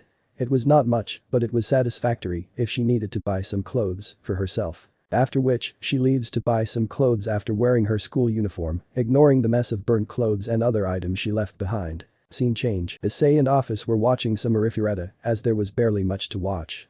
However, as they were watching, a magic circle appears, which reveals to be none other than Artemis. So what brings you here? Issei asked seriously as Artemis spoke. I have some news to provide you with. Your staged fight was a problem, and there has been some suspicion in our faction. Artemis spoke. Issei understood this and used his dimension lost to make sure nobody hears about this. Once the dimensions have been altered, Artemis spoke coldly. You see, my sister Athena suspects you, Lord Issei. She has been watching your battle with Malak and is trying to find something that would show anything that could prove her claims. Artemis's words made Issei grit his teeth in fury. She was not the goddess of wisdom for nothing. So what will you do? Office spoke emotionlessly as Issei thought for a moment. We have two choices, either we eliminate her or we can make her join us. Issei spoke for a moment. Besides, her intelligence can be a useful asset. Issei speaks as he brings out a dark cloth, which was the same cloth that Issei used to make the dark light gem. Is that the dark hand? Office asked, recognizing the gear. As Issei gave a smile, he then responded, indeed it is, it's what allowed me to turn Elizabeth into a dark angel. You see, dark light is similar to the power that Lucifer had personally created and wielded. Issei started to explain, it turns out a certain amount of exposure can turn an angel into a dark angel. This allows them to remain in heaven while being much stronger. It was his attempt to turn as many angels and fallen into dark angels, and you know how much stronger a dark angel is, right? Artemis and Office nod in agreement as Issei continues his explanation. However, the dark light that Lucifer created had a lot of flaws. Those flaws were corrected by yours truly. One of the major flaws was that the angel and even the fallen angel had a lot of holy power to counter it. Dark light will be destroyed, similar to when our immune system destroys a foreign bacteria. And the second major flaw was that it was hard to generate this type of magic. Although I must say, Lucifer was a fucking genius. Without him, I would have never created the Dark Angels. Issei spoke with a grin, with Artemis and Office both widening their eyes in surprise. But how did you know of this? Even I was unaware of this, Office asked, to which Issei smiled at her and responded. You see, Malak's attack that took place a year ago, when he went up against the DXD team, had two intentions. One was to crumble the morale of the factions, and two was to gather more information from the Lucifer's castle. When majority of the teams were facing off against Malak, I entered into the castle, dealt with the guards, to learn more about the devils. Well, I was finding copper. Turns out I found gold. Issei spoke with a grin. I found out about the existence of dark light. I even knew that Lucifer had hid this information from his own descendants, probably because of his own arrogance and pride, but that is why. Issei ended his words, as Artemis asked, Lord Issei, so he hid it from his own descendants, is that why RageRevan or Euclid did not know of this? Issei nods in agreement, indeed Artemis, and I am pretty sure that those two would have completely perfected dark light, especially Euclid, he is one of the smartest devils out there. Issei spoke seriously, to which Artemis nods. Office grits her teeth in anger, remembering their intentions of attacking her, to take her power. Office reeled her anger in, she then asked, so dark light can turn an angel into a dark angel, but how will it work against someone like Athena? Office asked as Issei spoke while activating Alpheka Tyrant, which made the two understand what he was going to do. Issei generated a nail from the Alpheka Tyrant and inserted it into the gem. He then used some metal to generate a gold chain with a purple gem at the center, as he then spoke. The effect will be slower than usual, but that is what I intend to do, Issei muttered, something which Office heard, as he then turned to Artemis and spoke. Artemis, I have a gift for your sister Athena. After all, gems are women's best friends. Issei spoke with an evil grin. He then explained what she had to do, to which Artemis took the chain and nodded in agreement. The Artemis inside her mindscape begged Issei to not do this, but nobody heard her. She was fearful on what will happen to Athena. However, neither the other Artemis nor Issei listened to her, leaving her to cry for what is going to happen. Issei teleports everyone back to the real world, as Artemis then teleports to Olympus to perform her task. Issei and Office continued to watch the anime for a while, as someone came inside the room. This was Kuroka. This caused Issei to pause the show and looked at her in an annoyed expression. What do you want, Kuroka? Issei spoke with annoyance. Office agreed to Issei, as Kuroka asked with a bit of anger. Have you seen Valerie anywhere? Issei then spoke, with an even more annoyed tone. She is not my monkey, so she is not in my circus, so you can leave. Issei's words angered Kuroka as she grits her teeth in fury. Kuroka then shouts, you're so hateful, Naya. Kuroka storms out the room in anger. Issei looks at her and continues watching his show. He couldn't reveal that Valerie was now on his side. Let's see how you react when your leader betrays you, Issei thought with a sinister grin, as he and Office watched the show. Scene change. Olympus, 11 a.m. Zeus and Hermes were sitting on the table discussing on what needs to be done. They have been unable to sleep due to the assault that had happened recently. Many factions are also having sleepless times due to what is going on. It seems like the kid has us in his hands, Zeus spoke with a bitter laugh. We don't have many options. So Nyx will be released, right?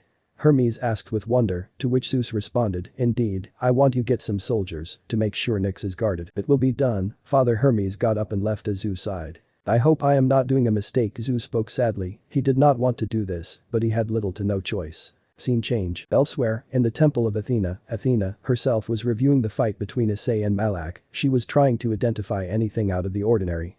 Athena was doing this on repeat so as to find anything that would be off. Darn it, I can't anything in this video, Athena spoke with frustration while rubbing the bridge of her nose. Athena then heard some footsteps, after which she closed everything she was doing. She then turns her attention to see Hera knocking, followed by a familiar voice. Sis, I need to talk to you, are you available?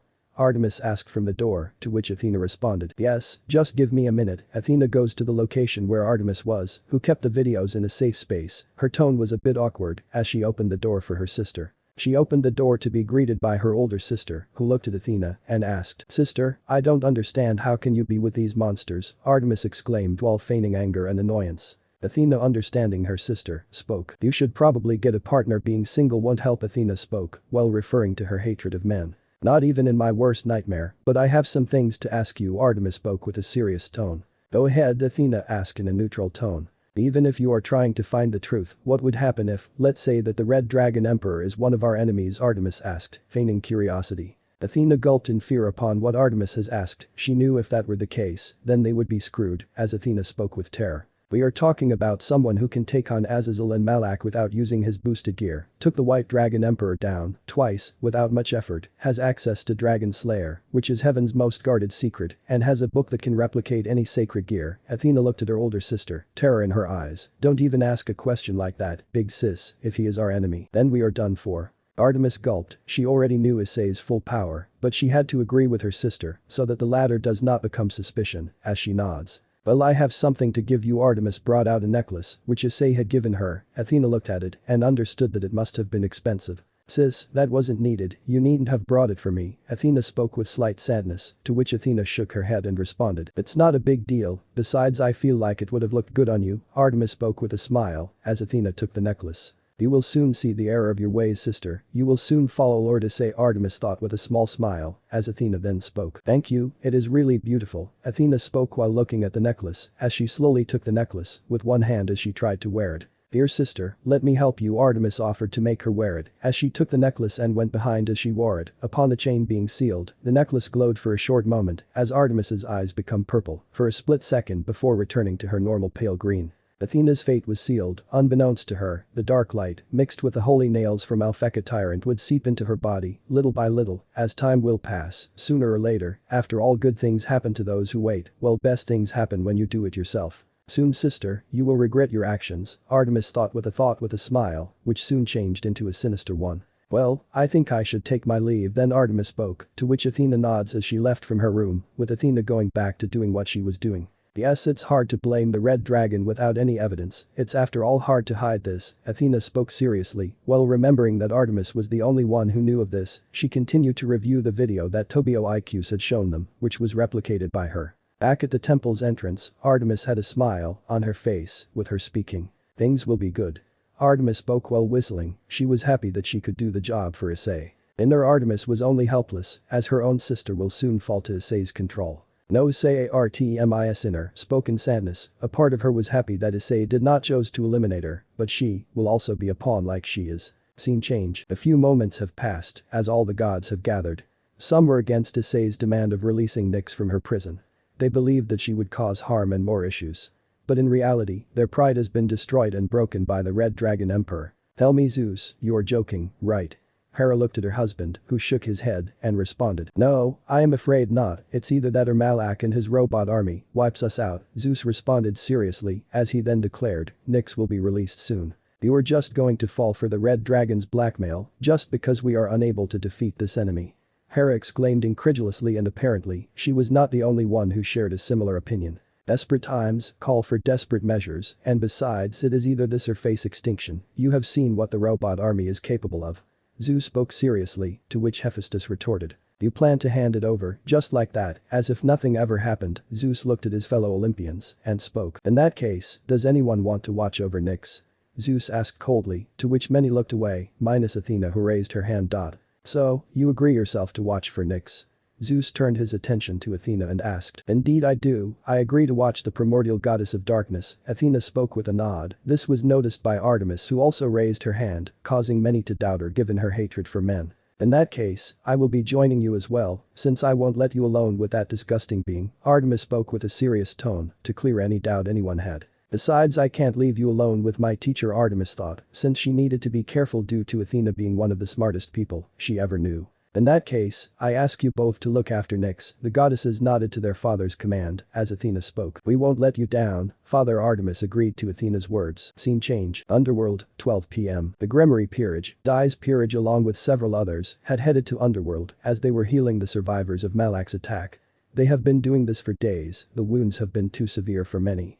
So much so that saving their lives was next to impossible. I can't believe that monster would do such things, killing such innocent people. Roswee spoke with a sad tone, helpless on what had happened to them. I know Ross, I know Gondul consoled her, but internally she was angry at the fact that her granddaughter insulted her teacher. How dare you insult my lord? Meanwhile, Sekiruuyetei was overseeing everything with a sigh on his face. He was not happy with what was going on, due to Malak and his army attacking them over and over again, severely damaging the factions, even going so far as to deal with even gods, if need be. We need to increase more security, Sekiruuyetei muttered, remembering that even other factions are doing the same, they don't even know where Malak and the army is. He even received reports that Isaka, Auden, Elmenhold Karnstein and Michael are doing the same, but there was no trace of the being. Moments later Grafia shows up at Sekiruuyetei's place. He was happy to see his wife Queen near him. At times like these, however, her expression concerned her.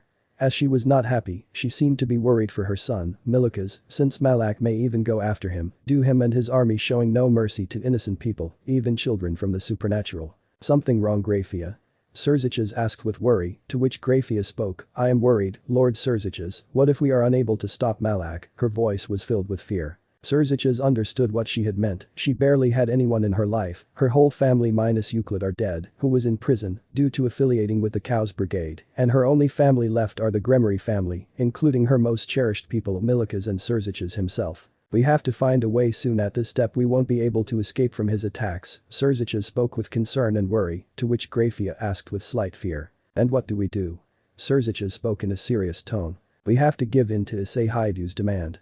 Grafia widened her eyes, in shock, she was not expecting him to resort to giving in to blackmail.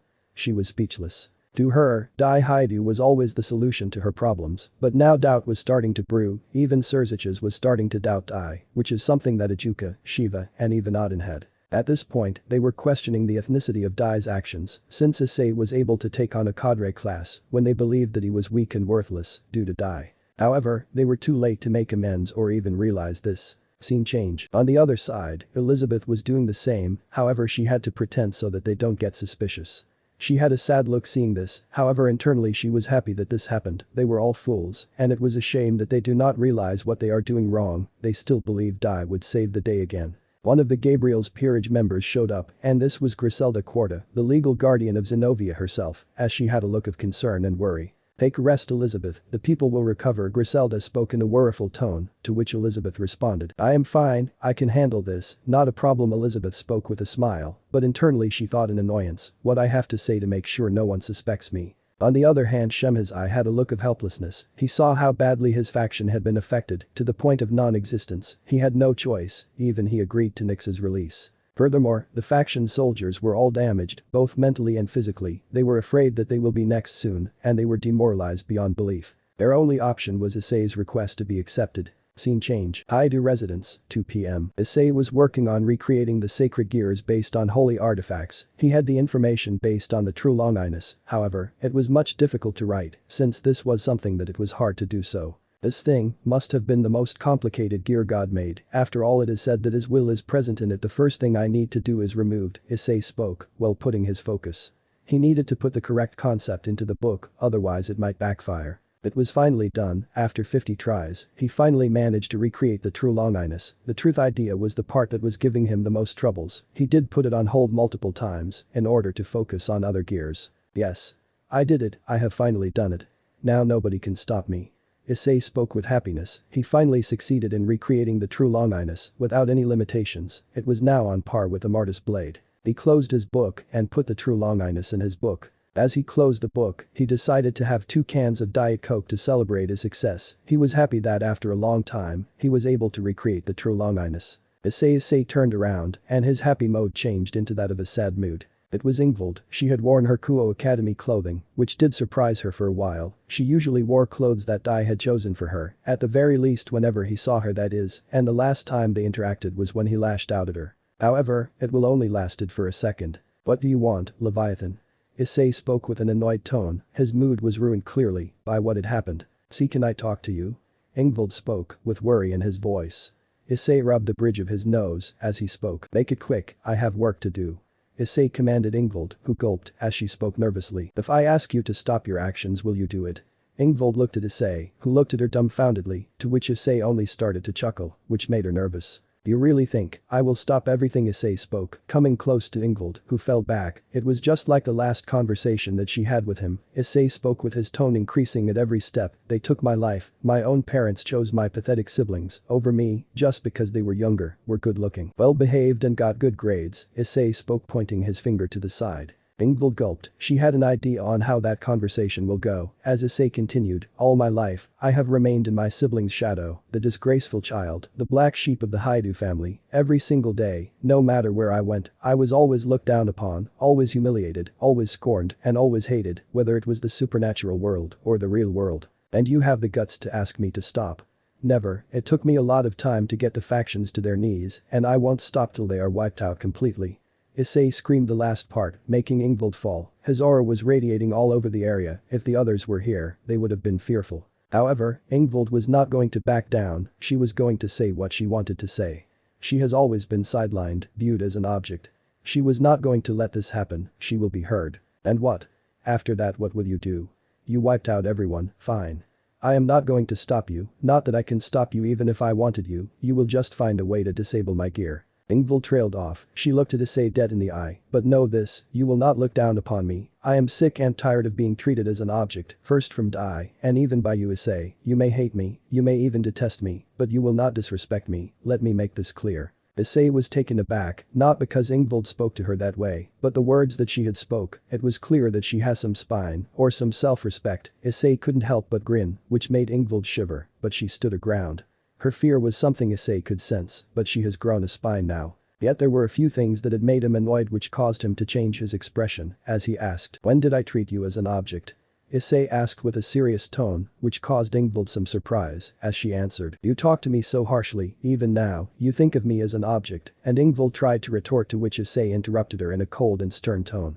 "I never treated you as an object, Ingvild, keep that in mind, it was Dai that treated you as such, he always wanted whatever I had, he was entitled to the core, right from day one." Issei's words made sense to Ingvild. "There was a time, I would have given my everything for you, I loved you more than anyone else, but you chose someone who would have treated you as object, and wouldn't even give 2 cents if you died. Trust me, I know him very well. What I am telling you back then and even now, is what I feel for you now, just nothing but hatred. And unlike Dai, I am not even hiding it.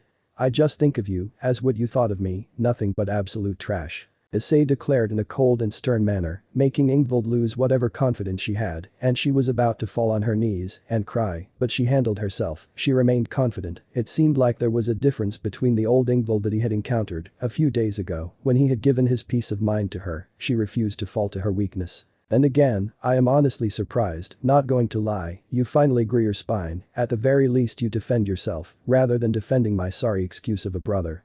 That's good, I guess." Issei walked away, in his eyes, Ingvild was at least a little less worse in his eyes now. "But the factions will fall, and there is nothing you can do about it, and you know what will happen if you open your mouth, right? So stay quiet and watch, I will fulfill my promise during our last conversation." Issei spoke with a mocking grin, as he walked away, leaving Ingvild alone, who fell to her knees and cried for a while. She was terrified on what Issei would do to her, it was a miracle that she was even alive. Scene change, Underworld, 2:30 p.m. The leaders had gathered to discuss on what needs to be done. The ones that were present were Serzich's Lucifer, Seraphol Leviathan, Falbium Asmodeus and Ajuka Beelzebub from the devils, Michael from the angels, Shemhazai from the fallen angels, Odin from the Norse faction, Zeus, along with Artemis and Athena from Greek faction, Isaka from the Yokai and finally Elmenhold Karnstein from the vampires. The DXD group were not informed of this yet due to problems not occurring between them. "I didn't want to come to this, but it seems like we have to give in to his demand," Zeus spoke with a regretful tone, as many of the leaders agreed to him. "We are aware, but are you just going to let her go like that?" Yusaka asked incredulously, as the others were awaiting Zeus's answer. "I had planned it first." Upon hearing this, many wanted to protest, however, this is why Athena and Artemis are accompanying, to keep an eye on her if she was going to do something. This earned some satisfying answers from many, as Seraphol spoke. "I believe it would be the best thing to do, but the DXD group will realize that Nyx is there with them. Seraphol's words made many agree to it since the majority of the residents, if not all of them, lived there. Although I am not going to let her go, her divinity will be sealed so that she won't cause any problems. This suggestion was agreed to by many of the group. Now all that remains is to locate Haidu. The good things was that he came back a week earlier. Serziches spoke with a smile, yet he was aware what had really happened. His sister had informed him immediately after he had left. He was going to warn the factions that whatever they do, they must be careful in their next move. So he disappears and the fallen and Greek are attacked. Athena thought with suspicion. She had to be careful. Maybe he was not such a good person after all. However, I see some flaws in the plan. Elmenhold spoke seriously. How are we going to be sure that the red dragon won't find out or help her escape? Elmenhold continued in a serious yet worryful tone. Many agreed to Elmenhold's words, as Ajuka then spoke. I have an idea, but it is risky. Ajuka spoke seriously, to which everyone looked at him, like his brother Dai. I believe that we should commit several girls to him as well. Ajuka's words made many surprised at his words. That way, we can monitor him. But I doubt that they would agree to this. Auden spoke with concern. It also allows us to maintain an alliance with him, along with keeping a track of what he does. Ajuka spoke with a heavy sigh, to which many agreed, however some were against it.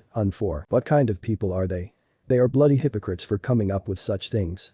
Artemis thought angrily, as she noticed the inner version also being shocked at this. You see, Artemis, they would even sacrifice you for their dirty goals. However, inner Artemis refused to believe this, believing her father would understand her hatred for men. But that thing has its flaws. Which girls do you plan to commit? Zeus spoke seriously. He then pointed to the different faction leaders. As he spoke, we need to have someone that is close to each one. The first being close to the four Maos, the second being an angel, the third being a Yaokai, the fourth being a Valkyrie, and the fifth being a vampire. Inner Artemis was horrified by this. She started to have some sadness for Issei, but she was not going to accept being committed to him. That way we can control him, but it would be safe if there are spies that would be useful to keep an eye on the red dragon. Ajuka spoke seriously. Many refused to believe they are hearing this. They thought this was a bad joke, but his serious face made them understand that he is not joking. That's not happening. Seraphol spoke against this. It went against whatever she stood for. I agree, that's a terrible idea, Ajuka, and before you say this, I know what he did. Once he came back. Serziches spoke. As many looked at him, many didn't understand what Serziches spoke. Seeing their confused expressions, Serziches spoke everything what his sister told him. This caused many to be horrified by this, as Ajuka clenched his fist in sadness. If Issei even gets an idea of this, he will destroy them. Fear overtook many of the faction leaders, especially Seraphol, Falbium, Yasaka, Elmenhold and Michael, as Serziches spoke with slight worry. They knew what Issei is capable of, and they couldn't risk turning him into their enemy. Serziches spoke seriously. First, we prioritize a good relationship between him. We need his support as an ally, not as a threat. If he even gets an idea of us spying on him, then we can say goodbye to our only hope for beating Malak. Serzich's voice made everyone realize how serious the matter is, as Ajuka and reluctantly Seraphol agreed, seeing that they had no other choice. I accept Mao Lucifer's plan. It is the best outcome we can come up with, due to his violent and ruthless nature to anyone that demands to make him serve. Athena spoke in agreement, since she knew of dragons being the creatures that hate bending the knee to someone else. Inner Artemis was surprised and horrified by her own sister agreeing to this. She was starting to think Issei knew something about the Greeks that she was unable to do so, after all these years. The draft was then procured and one by one all leaders signed the document. Even Athena signed it, who was the last to sign it, as she noticed her sister's sadness, who saw her name and her sister's name inside of it. Don't worry, sister, you are not alone in this, Artemis spoke, feigning sadness, but in reality she was angry. After all, you are no different from these demons, Artemis thought angrily, as inner Artemis was completely shocked by this. It was then concluded that these will be the girls to be engaged to. From the devils, it would be Sikvaria Agers and Laisha Astareth. From the angels, it would be Marana Shiratova and Elizabeth Lyons. From the vampires, it would be Valerie Teeps, of the Teeps faction. From the Greek, it would be Artemis, Athena and finally Nyx. Only the fallen angels, Yaukes and Norse were missing, but that would be enough for now, as it will be discussed later. Now the problem was to convince Issei to sign the treaty. We need to talk to the girls about this. Tomorrow evening would be a big day. It would be the deciding factor whether or not he joins us or not. Serziches spoke seriously, to which the factions have agreed to it. Once they all start to leave one by one, Athena then spoke with an apologetic tone. I am so sorry for this. Artemis then shook her head and spoke with a smile. We have no choice but to accept, and don't expect me to tolerate men. I don't like being close to them. Artemis spoke, however she was not referring to Issei, but to the men of the DXD group. Athena nodded as she left outside, leaving Artemis alone with her inner counterpart, who was now angry. Who speaks? Can I ask you something? Inner Artemis spoke with gritting her teeth. Oh, what is it? Did your eyes finally open?